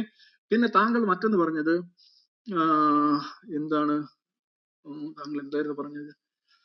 Who created God എന്ന് പറയുന്ന ഒരു ചോദ്യം സ്ട്രോമാൻ ഫാലസിയാണ്. കാരണം ഗോഡിന് ഡെഫിനിഷൻ ഇല്ല എന്നല്ല താങ്കൾ പറഞ്ഞത്. ഗോഡിന് ഡെഫിനിഷൻ ഇല്ലാതെ ആരുടെ കുറ്റമാണ് സുഹൃത്തെ? ഗോഡ് എന്ന് പറഞ്ഞൊരു കാര്യം പറയുകയും ഓരോ ആൾക്കാരും അവരവർക്ക് ന്യായീകരിക്കാൻ കഴിയുന്ന രീതിയിലേക്ക് പല പല ഡെഫിനിഷൻ ഉണ്ടാകും. ഉദാഹരണമായിട്ട് ഞാൻ പറയാം, somebody say that our God is formless. എന്താണ് ഫോംലെസ് ആവാൻ കാര്യം? നിങ്ങൾക്ക് അത് ഒബ്സർവ് ചെയ്യാൻ കഴിയില്ല, നിങ്ങൾക്ക് അത് ഹാജരാക്കാൻ കഴിയില്ല. അപ്പൊ ആ പറയുന്നത് ഫോംലെസ്, ആ ഭാഗം അടച്ചു, ഒരു ഹോൾ അടച്ചു. പിന്നെ മറ്റൊന്ന്, എന്റെ ഗോഡ് എല്ലാ ആപത്തിലും പ്രാർത്ഥിക്കുമ്പോഴെല്ലാം അപ്പോഴേ വാരി കയ്യിലോട്ട് തരുന്ന ആളല്ല. അങ്ങനെ ഒരു തീരം ഉണ്ടാക്കണം. എന്താ കാരണം? നിങ്ങൾ പ്രാർത്ഥിക്കുന്ന ഒരു ഗുണമില്ല. അപ്പോൾ നിങ്ങൾ പറയുന്നത് ചിലതൊക്കെ ഫലിക്കുന്നു, ചിലതൊക്കെ ഫലിക്കുന്നില്ല. അപ്പൊ നിങ്ങൾ തീരം ഉണ്ടാക്കുന്നു, നിങ്ങൾ പറയുന്ന അനുസരിക്കുന്ന ആളല്ല എന്റെ ദൈവം. പിന്നെ നമ്മൾ വേറെ കൂട്ടർ പറയുന്നു, എന്റെ പ്രപഞ്ചം ഈ പ്രപഞ്ചത്തിന് പുറത്തു നിൽക്കുന്ന ആളാണ്. അതിന്റെ കാര്യം എന്താണ്? പ്രപഞ്ചത്തിൽ ഒരുപാട് നിയമങ്ങളുണ്ട്, ലോസ് ഉണ്ട്, ഫിസിക്കൽ ലോസ് ഉണ്ട്. ഇതിൽ നിന്നെല്ലാം ഈ ദൈവത്തെ ഒഴിവാക്കിയെടുക്കണം. കാര്യം ഈ ഏതെങ്കിലും നിയമം അനുസരിച്ച് നോക്കുകയാണെങ്കിൽ ഈ പറയുന്ന കോൺസെപ്റ്റ് വാലിഡ് അല്ല. അപ്പൊ അതിൽ നിന്നെല്ലാം ഒഴിവാക്കി, എല്ലാ കേസിൽ നിന്നും, എല്ലാ ആർട്ടിക്കിൾ ഓഫ് പീനൽ കോഡിൽ നിന്നും ഒഴിവാക്കാനായിട്ട് ഇയാളെ കൊണ്ടുവന്ന് പുറത്ത് കൊണ്ടുവന്ന് നിർത്തുകയാണ്, മഴയത്ത് കൊണ്ട് നിർത്തുകയാണ്. പ്രപഞ്ചത്തിനും പുറത്ത്. അത് എവിടെയാണ്? പ്രപഞ്ചം അല്ലാതെ ഒരു യാഥാർത്ഥ്യം ഇല്ല. അപ്പം ഈ ഡെഫിനിഷൻ ഉണ്ടാക്കുന്നത് നിങ്ങളാണ്. എന്നിട്ട് പറയുന്നു എല്ലാം ഇയാൾ ക്രിയേറ്റ് ചെയ്തു. ക്രിയേഷൻ എന്ന് പറയുന്ന ഒരു സാധനം ഇല്ല സുഹൃത്തെ. എന്ത് വസ്തുവാണ് ക്രിയേറ്റ് ചെയ്യുന്നത്? What you mean by creation? Creation is impossible. Actually you have production. ഈ ഭൂമിയായാലും ഈ പ്രപഞ്ചമായാലും ഇവിടെ ഉള്ള വസ്തുക്കളുടെ മ്യൂട്ടേഷൻസും പ്രൊഡക്ഷൻസും മാത്രമേ ഉള്ളൂ. ഇവിടെ ശൂന്യതയിൽ അല്ലെങ്കിൽ ഇല്ലായ്മയിൽ, ശൂന്യത എന്നുള്ള വാക്കല്ല, ഇല്ലായ്മയിൽ എന്തെങ്കിലും ഉണ്ടാകുമ്പോഴാണ് നമ്മൾ അതിനെ ക്രിയേഷൻ എന്ന് പറയുന്നത്. ക്രിയേറ്റ് ചെയ്യാണ്. ഇതെല്ലാം പ്രൊഡക്ഷൻ, മ്യൂട്ടേഷൻ, ഇവല്യൂഷൻ ആണ്. മനസ്സിലായില്ലേ? ക്രിയേഷൻ ഇല്ലാത്തത് കൊണ്ട് ക്രിയേറ്ററും ഇല്ല. പക്ഷെ മതം എന്താണ് പറയുന്നത്? Somebody created. സംബഡി ക്രിയേറ്റഡ് എന്ന് ചോദിക്കുമ്പോൾ അവരോട് ചോദിക്കുന്ന നെക്സ്റ്റ് ചോദ്യം ഹൂ ക്രിയേറ്റഡ് ദ ക്രിയേറ്റർ എന്നായിരിക്കും. കാര്യം അവരൊരു ഫോൾസ് ആയിട്ടുള്ള കോൺസെപ്റ്റ് കൊണ്ടുവന്ന് പ്ലാൻ ചെയ്യാൻ ശ്രമിക്കുമ്പോൾ അവന് A taste of on medicine ആണ് കൊടുക്കുന്നത് അവിടെ. അത് മനസ്സിലാക്കുക. നിങ്ങളവിടല്ലോ യഥാർത്ഥത്തിൽ എന്നെ കുറ്റക്കാരെന്ന് പറയുന്നത് ആ ഒരു സംഗതി കൊണ്ടുവരുന്നത് പറയുന്നത് തീയിസ്റ്റുകളാണ്. തീയിസ്റ്റുകൾ അങ്ങനെ വരുമ്പോൾ ആ ചോദ്യം ചോദിക്കപ്പെടും. ഇനി എന്തായിരുന്നു താങ്കൾ ആദ്യം പറഞ്ഞത്? ഒരു സെക്കൻഡ്, എനിക്ക് നീണ്ട ചോദ്യമായതുകൊണ്ട് ഹിസ്റ്റോറിക്കലി പബ്ലിക് വോട്ടിന്റെ കാര്യം ഞാൻ പറഞ്ഞു. റിലീജിയൻ ഈസ് എ ഈവിൾ ആണ്. അതിനെ എതിർക്കുന്നതിൽ രവിചന്ദ്രൻ സാറിനെയൊക്കെ ഞാൻ അഭിനന്ദിക്കുന്നു. റിലീജിയൻ ഈവിൾ ആണ്. സുഹൃത്തെ, റിലീജിയൻ ഈവിൾ ആണെങ്കിൽ okay, we are against religious beliefs, we are not against people, we are not against മുമ്പേ പറഞ്ഞോണം തന്നെ മനുഷ്യൻ എന്ന് പറയുന്ന മഹാത്ഭുതത്തെയും യാഥാർത്ഥ്യത്തെയും അങ്ങേയറ്റം ആദരവോടുകൂടി തന്നെയാണ് നമ്മൾ കാണുന്നത്. എല്ലാവരും തുല്യരാണ്. നമ്മൾ കുറഞ്ഞ ആൾക്കാരല്ലോടല്ല നമ്മൾ സംസാരിക്കുന്നത്. താങ്കളോട് ഇപ്പൊ ഞാൻ സംസാരിക്കുമ്പോഴും പൂർണ്ണ ബഹുമാനത്തോടു കൂടിയാണ് ഞാൻ പറയുന്നത്. റിലീജിയൻ ഈവിൾ ആണെന്ന് പറയുമ്പോൾ റിലീജിയന്റെ ആ സോഫ്റ്റ്വെയർ ആണ് ഈവിൾ. ഇനിയിപ്പോ ഗോഡ് എന്ന് പറയുന്ന ഒരു തുടക്കം ഇല്ല. തുടക്കം ഇൻ ദ സെൻസ് ആയിട്ട് നിങ്ങൾ ബിഗ് ബാങ് തുടക്കമൊക്കെ ആണെങ്കിൽ ഓക്കെ റൈറ്റ്, അതൊക്കെ സയന്റിഫിക്കലി എക്സ്പ്ലെയിൻ ചെയ്യാൻ കഴിയുന്ന കാര്യമാണ്. അല്ലാതെ ഒരു ഏജന്റ് ഇല്ല. ഇനി നിങ്ങൾ ഈ റിലീജിയൻ ഒന്നും ഇല്ല, നിങ്ങൾ കരുതുന്നു ഒരു ഹാംലെസ് ഗോഡ്, ഒരു ഫിലോസഫിക്കൽ ഗോഡ്, എല്ലാം നിയന്ത്രിക്കുന്ന ഐൻസ്റ്റീൻ ഒക്കെ അല്ലെങ്കിൽ ചിന്തിച്ചു എന്ന് പറയുന്ന തരത്തിൽ ഒരു എന്തോ ഒരു സാധനം എന്തോ ആയിക്കോട്ടെ അങ്ങനെ ഒരെണ്ണം ഉണ്ട് നിങ്ങൾ വിശ്വസിച്ച് നടന്നു കഴിഞ്ഞാൽ നമ്മൾ ആരും നിങ്ങളെ എതിർക്കാൻ വരില്ല. ഒരെണ്ണം ആയിക്കോട്ടെ, 9 ആയിക്കോട്ടെ. ഇപ്പൊ 4 ഫോഴ്സസ് ഉണ്ട് ബേസിക്കലി, അല്ലെ? 4 ബലങ്ങളാണ് ഈ പ്രപഞ്ചത്തെ നിർണ്ണയിക്കുന്നത് എന്ന് പറയുമ്പോൾ നമ്മൾ മനസ്സിലാക്കുന്നില്ലേ? ആ ബലങ്ങൾ നമ്മുടെ നിത്യജീവിതമായിട്ട് എന്താണ് ബന്ധം? ഇനി ദൈവം, ഞാൻ മുമ്പേ സംസാരിച്ച അമ്മിണിയോട് കൂടിയാണ് ഈ മറുപടി പറയുന്നത്. ഈ ദൈവം എന്ന് പറയുന്ന ഒരു ഫോഴ്സ് ഉണ്ടാകണ്ടേന്ന് ചോദിച്ചാൽ യഥാർത്ഥത്തിൽ അങ്ങനെ ഒന്നും ഉണ്ടെങ്കിൽ, ജസ്റ്റ് ഫോർ എ ഹൊറർ, അങ്ങനെ ഒരു ശക്തി ഉണ്ടെങ്കിൽ അത് നിങ്ങളിൽ ഉണ്ടാവും. നിങ്ങൾ തിരിച്ചറിയുന്നില്ല എന്നേ ഉണ്ട്. അപ്പൊ ഉദാഹരണം, നിങ്ങളുടെ കാറിന്റെ ഡിക്കിയിൽ നിങ്ങൾക്ക് ഇന്നത്തെ ആഹാരം നിങ്ങൾ വാങ്ങിച്ചു വെച്ചിട്ടുണ്ട്. നിങ്ങളല്ല വാങ്ങിച്ചു വെച്ചത്, നിങ്ങളെ ഒരു സുഹൃത്ത് വാങ്ങിച്ചു വെച്ചു. നിങ്ങൾ ഒരിടത്ത് വണ്ടി നിർത്തിയപ്പോൾ അവർ വാങ്ങിച്ചു വെച്ചു. നിങ്ങൾ വീട്ടിൽ വന്ന് ഡിക്കി തുറന്ന് നോക്കുമ്പോൾ നിങ്ങൾക്ക് അത് കണ്ടെത്താൻ കഴിയും. ആഹാരമല്ല വേറെ എന്തെങ്കിലും വസ്തു ആയിക്കോട്ടെ. നിങ്ങളോട് ഉദാഹരണമായിട്ട് നിങ്ങളുടെ ഉള്ളിൽ ഒരാൾ ഒരു ബോംബ് പ്ലാൻ ചെയ്തിട്ടുണ്ട്, അല്ലെ എന്തെങ്കിലും ഒരു സാധനം പ്ലാൻ ചെയ്തിട്ടുണ്ട്. നിങ്ങൾ അംഗീകരിച്ചാലും ഇല്ലെങ്കിലും അത് നിങ്ങളിലുണ്ട്, നിങ്ങൾക്ക് വേണ്ടി വർക്ക് ചെയ്യും. ഈ ദൈവം എന്ന് പറയുന്ന സങ്കല്പം നിങ്ങൾ ഈ പറയുന്ന രീതിയിലുള്ള ഫിലോസഫിക്കൽ കുളിപ്പിച്ചെടുത്ത ദൈവം ഉണ്ടെങ്കിൽ why do you worry? Why do you spend time for that? It will work for you and those people who are doing all this nonsense. Why do you worry about that? എനിക്ക് ഇത്രയും കാര്യങ്ങളെ ഓർക്കാൻ കഴിഞ്ഞുള്ളൂ. Okay, anyway, thank you for the question because of the time constraint. Thank you. Robin. നമസ്കാരം Rajendra sir. First of all സാറിനോട് സംസാരിക്കാൻ കിട്ടിയ അവസരം ഒരു ഭാഗ്യമായിട്ട് കാണുന്നു. കാരണം ഞാൻ 2014 തൊട്ട് സാറിനെ ഫോളോ ചെയ്യുന്നതാണ്. സാറ് പ്രസംഗിച്ചില്ലായിരുന്നെങ്കിൽ ഒരുപക്ഷെ റിയാലിറ്റി എന്താ അറിയാതെ നമ്മൾ കെട്ടുകഥയിൽ ജനിച്ച്, കെട്ടുകഥയിൽ ജീവിച്ച്, കെട്ടുകഥയിൽ മരിച്ചു പോയേനെ. റിയാലിറ്റി എന്ന് അറിയുന്നതാണ് നമ്മുടെ ജീവിതത്തിന്റെ ഏറ്റവും വലിയൊരു കാര്യമായിട്ട് ഇപ്പൊ എനിക്ക് തോന്നി തുടങ്ങുന്ന ഒരു കാര്യം. അപ്പൊ എന്റെ ചോദ്യം എന്ന് പറഞ്ഞു കഴിഞ്ഞാൽ, ഈ എത്തിസ്റ്റ് ആയി കഴിഞ്ഞിട്ടുള്ള ഒരു സമയത്ത് നമ്മുടെ ജീവിതത്തിൽ ആസ് എ ഹ്യൂമൻ ബീങ് നമുക്ക് ഒരുപാട് ഫാന്റസീസ് ഉണ്ട് ജീവിതത്തിൽ. ഫോർ എക്സാമ്പിൾ, നമ്മൾ മാതാപിതാക്കളെ കൺകണ്ട ദൈവങ്ങളായിട്ടാണ് കാണുന്നത്. അപ്പൊ അങ്ങനത്തെ ഒരുപാട് കാര്യങ്ങൾ നമ്മുടെ ജീവിതത്തിലുണ്ട്. എത്തിസ്റ്റ് ആയി കഴിയുമ്പോഴത്തേക്ക്, അല്ലെങ്കിൽ നമ്മൾ കുറച്ചുകൂടെ എത്തീസം അല്ല ഞാൻ പറയുന്നത്, കുറച്ചുകൂടെ ലോജിക്കലായിട്ട് നമ്മൾ കാര്യങ്ങളെ ഇങ്ങനെ ഒരു വേറൊരു രീതിയിൽ ചിന്തിക്കാൻ തുടങ്ങുമ്പോൾ, ഫ്രീ ആയിട്ട് തിങ്ക് ചെയ്യാൻ തുടങ്ങുമ്പോൾ, എല്ലാവരും ഒരു പരസ്പര ബഹുമാനത്തോടെ വ്യക്തികളായിട്ട് മാത്രമേ നമുക്ക് കാണാൻ പറ്റത്തുള്ളൂ. അപ്പൊ അതിനകത്ത് ഒരു ഗുണം എന്ന് പറഞ്ഞു കഴിഞ്ഞാൽ, ഞാൻ എന്റെ കുട്ടികളെയും എന്റെ ഒപ്പം തന്നെ വ്യക്തികളായിട്ട് കാണാനുള്ള ഒരു തലത്തിലേക്ക് എനിക്ക് ചിന്തിക്കാനായിട്ട് പറ്റുന്നുണ്ട്. നേരത്തെ എന്ന് പറഞ്ഞാൽ മക്കളാണ്, എന്തുവേണമെങ്കിലും അവർ അടിക്കുക, എന്തെങ്കിലും ചെയ്യാം. അപ്പൊ ഇതിലേക്കൊക്കെ വന്നു കഴിയുമ്പോഴത്തേക്കുള്ള ഇങ്ങനെ ഒരു ചിന്താരീതിയിലേക്ക് വന്നു കഴിയുമ്പോൾ അങ്ങനത്തെ ചില ഗുണങ്ങളുണ്ട്. പക്ഷെ അതോടൊപ്പം തന്നെ നമ്മുടെ വേറെ കുറെ ഫാന്റസികൾ റിയാലിറ്റിയിലേക്ക് വരുവാണ്. അപ്പൊ അങ്ങനെ വരുമ്പോഴത്തേക്കും മറ്റുള്ളവർക്ക് അതൊരു വല്ലാത്ത ഇറിറ്റേഷൻ ആവും. ഇവൻ എന്താ പറയുക, ഒരു മെഷീനെ ഒരുമാതിരി വേറൊരു മനുഷ്യനായി മാറി എന്നുള്ള രീതിയിൽ ഒരുപാട് പരാതികൾ നമ്മുടെ ഓൺ ആൾക്കാരിൽ നിന്ന്, മറ്റുള്ള ഇതിൽ നിന്ന് കേൾക്കാറുണ്ട്. എന്റെ ചോദ്യം ഇതാണ്, ഈ നമ്മൾ ഈ സാർ എങ്ങനെയാണ് ഈ നമ്മുടെ എത്രമാത്രം ഫാന്റസി, എത്രമാത്രം റിയാലിറ്റി വേണം എന്നുള്ള രീതിയിൽ ഈ തിൻ ലൈനിനെ അഡ്രസ് ചെയ്യുന്നത്? ഓക്കെ റോബിൻ, വളരെ മനോഹരമായ 2 ചോദ്യങ്ങളായിരുന്നു. ആദ്യത്തെ ചോദ്യം എനിക്ക് വളരെ ഇഷ്ടപ്പെട്ടു. ആ ചോദ്യത്തിന്റെ ഒരു content something that I wanted to say. ഞാൻ ഇത്തരം കെട്ടുകഥകളുടെയും ഭ്രമാത്മകതയുടെയും ലോകത്ത് നിന്ന് മാറിയപ്പോൾ എന്റെ കുട്ടികളെ ഒരു പൂർണ്ണ ഇൻഡിവിജ്വൽസ് ആയിട്ട് എനിക്ക് കാണാൻ കഴിഞ്ഞു. അവരുടെ മേലിൽ അധികാരമുള്ള ഒരു അധികാര സ്ഥാപനം എന്നുള്ള രീതിയിൽ ഞാൻ പിന്നെ കാണാതായി എന്ന് പറഞ്ഞു. I think it's a very glorious change happened in you, and this is what I look forward to happen in everybody.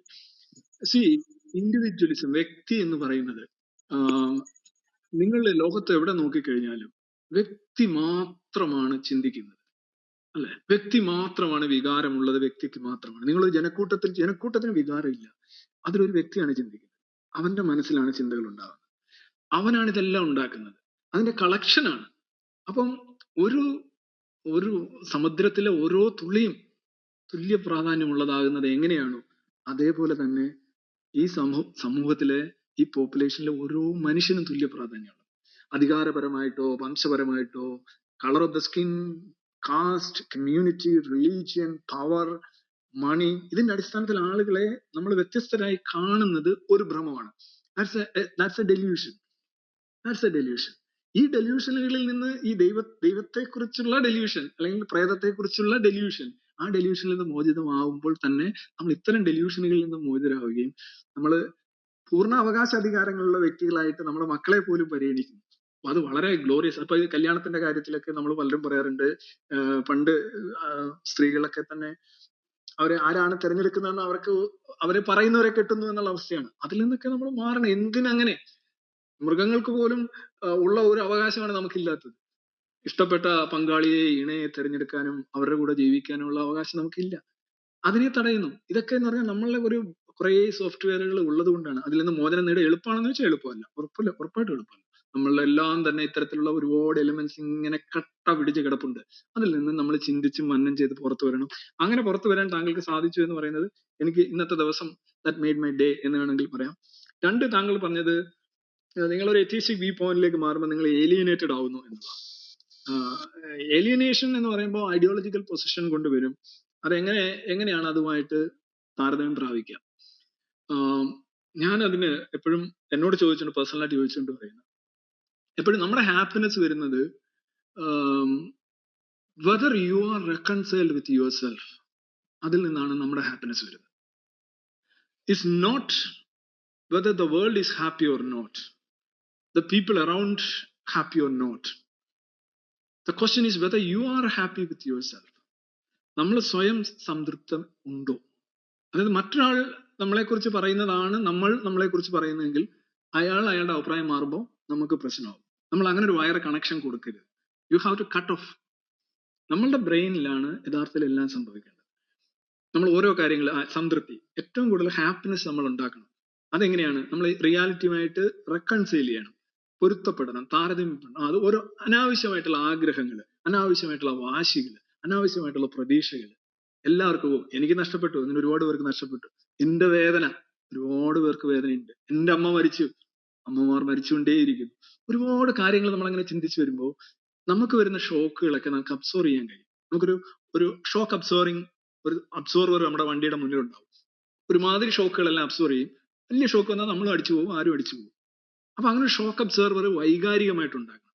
ഈ വൈകാരികമായിട്ടുള്ള പൊരുത്തപ്പെടലും പരുവപ്പെടലും ഇല്ലെങ്കിൽ എത്തീസം കൊണ്ടോ വിശ്വാസം കൊണ്ടോ വിശ്വാസം കൊണ്ട് ഇല്ല, എത്തീസം കൊണ്ട് ഒരു പ്രയോജനവും ഇല്ല.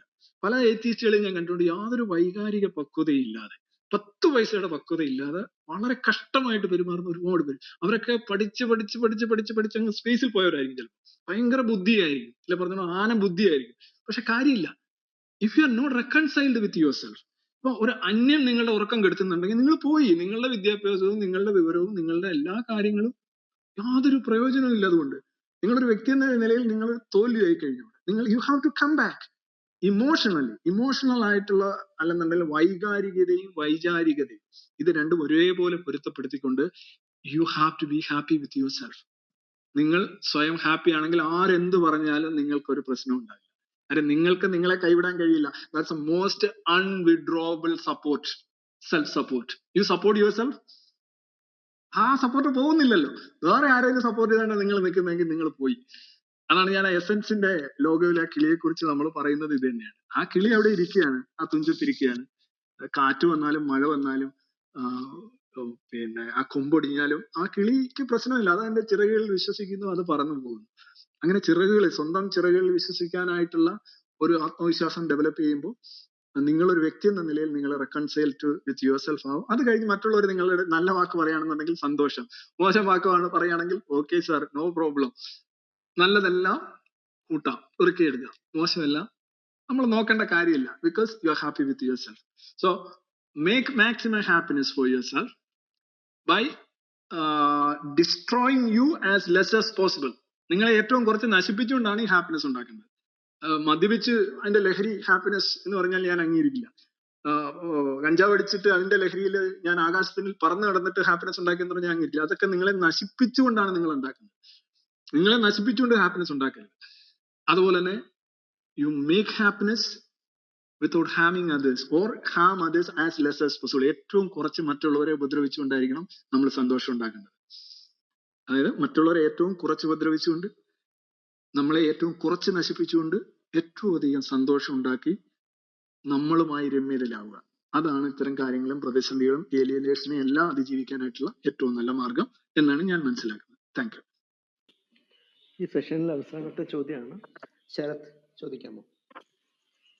സാർ, ഞാൻ ചോദിക്കാൻ വന്ന ചോദ്യം വളരെ സിമ്പിൾ ആണ്. ഇപ്പോൾ ഫസ്റ്റ് ഓഫ് ഓൾ, ഈ ഭരണഘടന പറയുന്നത് സയൻസ്, ശാസ്ത്രബോധം ജനങ്ങളിലേക്ക് എത്തിക്കണം എന്നതാണ്. അപ്പോൾ അതുപോലെ തന്നെ സാറിന്റെ ഒരു പുസ്തകത്തിലെ ഒരു വാക്ക് കടമെടുത്തുകൊണ്ട് പറയാം. നമ്മള് അമ്മ വധിക്കപ്പെട്ടു കഴിഞ്ഞാൽ പോലീസ് സ്റ്റേഷനിൽ പരാതി നൽകുന്ന ഒരു കേവലം മനുഷ്യൻ ഒരു പശു മരിച്ചു കഴിഞ്ഞാൽ ആക്രമിക്കാൻ വേണ്ടി പോകുന്നു. അതുപോലെ നമ്മൾ ശാസ്ത്രബോധം പരത്തുമ്പോൾ, മറ്റുള്ളവരിലേക്ക് എത്തിക്കുമ്പോൾ പ്രാധാന്യമായും ഇത് മതത്തെ വിമർശനവും ദൈവ വിമർശനവും മാറുന്നു. അപ്പൊ എന്തിനും മടിക്കാത്ത ഒരു കൂട്ടം, നേരത്തെ ജോസഫ് മാഷിയുടെ പേരൊക്കെ സാർ പരാമർശിച്ചുകൊണ്ട്, അപ്പൊ അങ്ങനെ ഒരു കൂട്ടം ആക്രമിക്കാൻ വരുമ്പോൾ അവർക്ക് വേണ്ടി ത്യജിച്ചു കൊടുക്കേണ്ടതാണോ എത്തിസ്റ്റുകളുടെ കൈ കാലുകൾ എന്നാണ് എന്റെ സംശയം. That's a very interesting question. Thank you for your question. ഗലീലിയോയാണ് ഞാൻ എപ്പോഴും അവിടെ ഉദ്ധരിക്കാറുള്ളത്. ഗലീലിയോ പറഞ്ഞു, വാനനിരീക്ഷണത്തിലൂടെ അദ്ദേഹം കണ്ടെത്തിയതായിരുന്നു, ഭൂമി ചലിക്കുന്നുണ്ട്, ഭൂമി ഇവിടെ നിൽക്കുന്നു, സ്റ്റേഷനറി ആയിട്ട് നിൽക്കുന്നു, മറ്റ് ഗ്രഹങ്ങളും സൂര്യനും ഒക്കെ ഭൂമിക്ക് ചുറ്റും പ്രദക്ഷിണം ചെയ്യുന്നു. രാവിലെ എഴുന്നേറ്റ് നോക്കുമ്പോൾ സൂര്യൻ കിഴക്കുന്ന് ഓടി പടിഞ്ഞാറോട്ട് പോകുന്നു എന്നൊക്കെയുള്ള ഒരു സീയിങ് ഈസ് ബിലീവിങ് അല്ലെ, അങ്ങനെ ഒരു വിശ്വാസത്തിലിരുന്ന ലോക ജനതയുടെ മുന്നിൽ ഗലീലിയോ പറയാൻ ശ്രമിച്ചത് ഭൂമി ചലിക്കുന്നുണ്ട് എന്നുള്ളതാണ്. പക്ഷെ അങ്ങനെ വരുമ്പോ അദ്ദേഹം കൂടി വിശ്വസിച്ചിരുന്ന മതത്തിന്റെ സങ്കല്പങ്ങളുമായി അല്ലെ കഥകളുമായി അത് പൊരുത്തപ്പെടാതെ വന്നപ്പോൾ അദ്ദേഹം ട്രയലിന് വിധേയമാകും എന്നുള്ള അവസ്ഥ വന്നപ്പോൾ അദ്ദേഹത്തോട് അഭിപ്രായം മാറ്റാൻ പറഞ്ഞു. അപ്പൊ അദ്ദേഹം പറഞ്ഞു, ശരിയാണ്, ഭൂമി അത് ഞാൻ പറഞ്ഞ തെറ്റാണ് എന്ന് പറഞ്ഞ് അദ്ദേഹം സമ്മതിച്ചു എന്നാണ് പറയപ്പെടുന്നത്. എന്നിട്ട് ആ ചർച്ച അല്ലെങ്കിൽ ആ ട്രയൽ വേദിയിൽ നിന്ന് പുറത്തിറങ്ങിയ ഗലീലിയോ പറഞ്ഞു അത്രേ, വളരെ അടക്കിയ ശബ്ദത്തിൽ, നെവർദെലെസ് ഇറ്റ് മൂവ്സ്, എന്നാലും അത് ചലിക്കുന്നുണ്ട് എന്ന് അദ്ദേഹം പറഞ്ഞു. അത് പറയണമെന്നില്ലാത്തൊരു കഥയാണ്, അങ്ങനെ ആരും റെക്കോർഡ് ചെയ്തിട്ടൊന്നുമില്ല. പക്ഷെ ഞാൻ പറയുന്നത്, അയാൾക്ക് സത്യം അറിയാമായിരുന്നിട്ടും ആ സത്യത്തിൽ ഉറച്ചു നിൽക്കാതെ ഗലീലിയോ മുന്നോട്ട് പോയി, അയാളെ മാറ്റി പറഞ്ഞു. എന്നിട്ട് അയാൾ സ്വന്തം ടെലസ്കോപ്പ് ഉപയോഗിച്ചുകൊണ്ട് വ്യാഴത്തിന്റെ 4 ഉപഗ്രഹങ്ങളെ കണ്ടെത്തി. കലിസ്റ്റോ, ഗാനിമീഡ്, ഒരു 4 അയോ. ഈ 4 ജോവിയൻ സാറ്റലൈറ്റിനെ കണ്ടെത്താനായിട്ട് ഗലീലിയോ ബാക്കി വന്നത് ഈ മതശാഠ്യത്തിന്റെ, ക്രൂരമായ കഴമ്പില്ലാത്ത മതശാഠ്യത്തിന്റെ മുന്നിൽ സ്വന്തം ജീവൻ, ഏറ്റവും പ്രഷ്യസ് ആയിട്ടുള്ള പൊസഷൻ അടിയറ വെക്കാതെ സ്വയം നിലനിർത്തിക്കൊണ്ട് കണ്ടുപിടുത്തങ്ങളും അന്വേഷണങ്ങളും നടത്തിയതാണ്. അപ്പോ ഗലീലിയോ അവിടെ നടത്തിയ ഒരു തക്കിയാണ്. തക്കിയ എന്ന് പറഞ്ഞാൽ അറിയാമല്ലോ, സ്വന്തം വിശ്വാസം മറച്ചു വെച്ചുകൊണ്ട് ഒരു തന്ത്രപൂർവ്വം മുന്നോട്ട് പോകുന്നതിനെയാണ് തക്കിയ എന്ന് ഇസ്ലാമിക സാഹിത്യത്തിലൊക്കെ പറയുന്നത്. അങ്ങനെ ഒരു തക്കിയ ചിലപ്പോൾ വേണ്ടി വരും. കാര്യം നിങ്ങളിപ്പോ ഒരു എത്തീസമാണ് ശരി എന്നൊക്കെ പറഞ്ഞ് തർക്കിച്ച് തലയും വാലും ഒക്കെ കളഞ്ഞിട്ട് പോകേണ്ട കാര്യമൊന്നുമില്ല. നിങ്ങൾക്ക് ആകെപ്പാടെ കുറച്ച് സമയമാണ് ഈ ലോകത്ത് നിങ്ങൾക്ക് കിട്ടിയിരിക്കുന്നത്, ഈ ഒരു ബ്രെയിനുമായിട്ട് ജീവിക്കാൻ. അപ്പൊ അത് ആസ്വദിക്കുക, പരമാവധി നിങ്ങൾക്ക് കഴിയുന്നത്ര റെസിസ്റ്റ് ചെയ്യേണ്ടതിനെ റെസിസ്റ്റ് ചെയ്യുക, പരമാവധി ശബ്ദം ഉയർത്തുക, പരമാവധി പ്രയത്നിക്കുക. അല്ലാതെ നിങ്ങൾ സ്വയം നഷ്ടപ്പെടുത്തിക്കൊണ്ട് ഒരു കളിക്കും പോരുത്. സ്വയം നഷ്ടപ്പെടുത്തിക്കൊണ്ട് പോകുന്നതിൽ എന്താ അർത്ഥമുള്ളത്? മാത്രമല്ല, നിങ്ങൾ അങ്ങനെ പോയി കഴിഞ്ഞാൽ, if you R A leader or if you are someone who is looked up to by other people, നിങ്ങൾ പെട്ടെന്ന് ഇല്ലാതാവുമ്പോൾ ബാക്കിയുള്ളവരെല്ലാം കൂരിരുട്ടിലാവും. ബാക്കിയുള്ളവർക്കെല്ലാം ഭയങ്കര ഒരു ഇതായി ഒരു they become leaderless and they become എന്താ പറയാ, അവർക്കൊരു ഗൈഡൻസ് ഇല്ലാതാവും. അവരുടെ ആത്മവിശ്വാസം തകരും. സ്വയം നിലനിർത്തുക എന്നുള്ളത് വളരെ ഇമ്പോർട്ടന്റ് ആയിട്ടുള്ള കാര്യമാണ്. അത് സാധിക്കുമെന്ന് ചോദിച്ചാൽ സാധിക്കണമെന്നില്ല. നമ്മളെല്ലാവരും അങ്ങനെ സാധിക്കുമെന്നൊന്നും ഉറപ്പൊന്നുമില്ല. ഇപ്പൊ ഇരിക്കുന്ന അടുത്ത ദിവസം എന്ത് വരും എന്ന് അറിയില്ല. പക്ഷെ സ്വയം നഷ്ടപ്പെടുത്തിക്കൊണ്ട് സംരക്ഷിക്കേണ്ട ആദർശങ്ങളൊന്നും തന്നെ ഈ ലോകത്തില്ല. മനസ്സിലായില്ലേ? സ്വയം നഷ്ടപ്പെടുത്തിക്കൊണ്ട് അൾട്ടിമേറ്റ് അങ്ങനെ വരികയാണെങ്കിൽ, അങ്ങനെ താങ്കൾ ചോദിച്ച ചോദ്യത്തെ ഞാൻ മാനിക്കുന്നു. നിങ്ങളുടെ ജീവൻ അതിന് നിങ്ങൾ എല്ലാ ജീവികളും പ്രാധാന്യം കൊടുക്കാറുണ്ട്, പരമ പ്രാധാന്യം കൊടുക്കാറുണ്ട്. സ്വന്തം ജീവന് വേണ്ടിയാണ് എല്ലാ ജീവികളും ഫൈറ്റ് ചെയ്യുന്നത്. ആഹാരം കഴിക്കുന്നതായാലും സൗഹൃദങ്ങൾ ഉണ്ടാക്കുന്നതായാലും സ്വന്തം അതിജീവനമാണ്. അതിന് എല്ലാവർക്കും പരമ പ്രാധാന്യം കൊടുക്കേണ്ടി വരും. വെറുതെ കൊണ്ടുവന്ന് തല വെച്ച് കൊടുത്തിട്ട് കാര്യമില്ല. തല വെട്ടുന്നവന് എന്തിനാ വെട്ടുന്നതെന്ന് അവനും അറിയില്ല. പക്ഷേ നമ്മുടെ തലയാണ് പോകുന്നത്.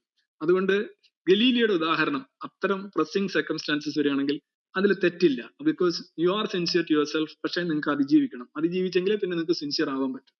Thank you. Thank you sir.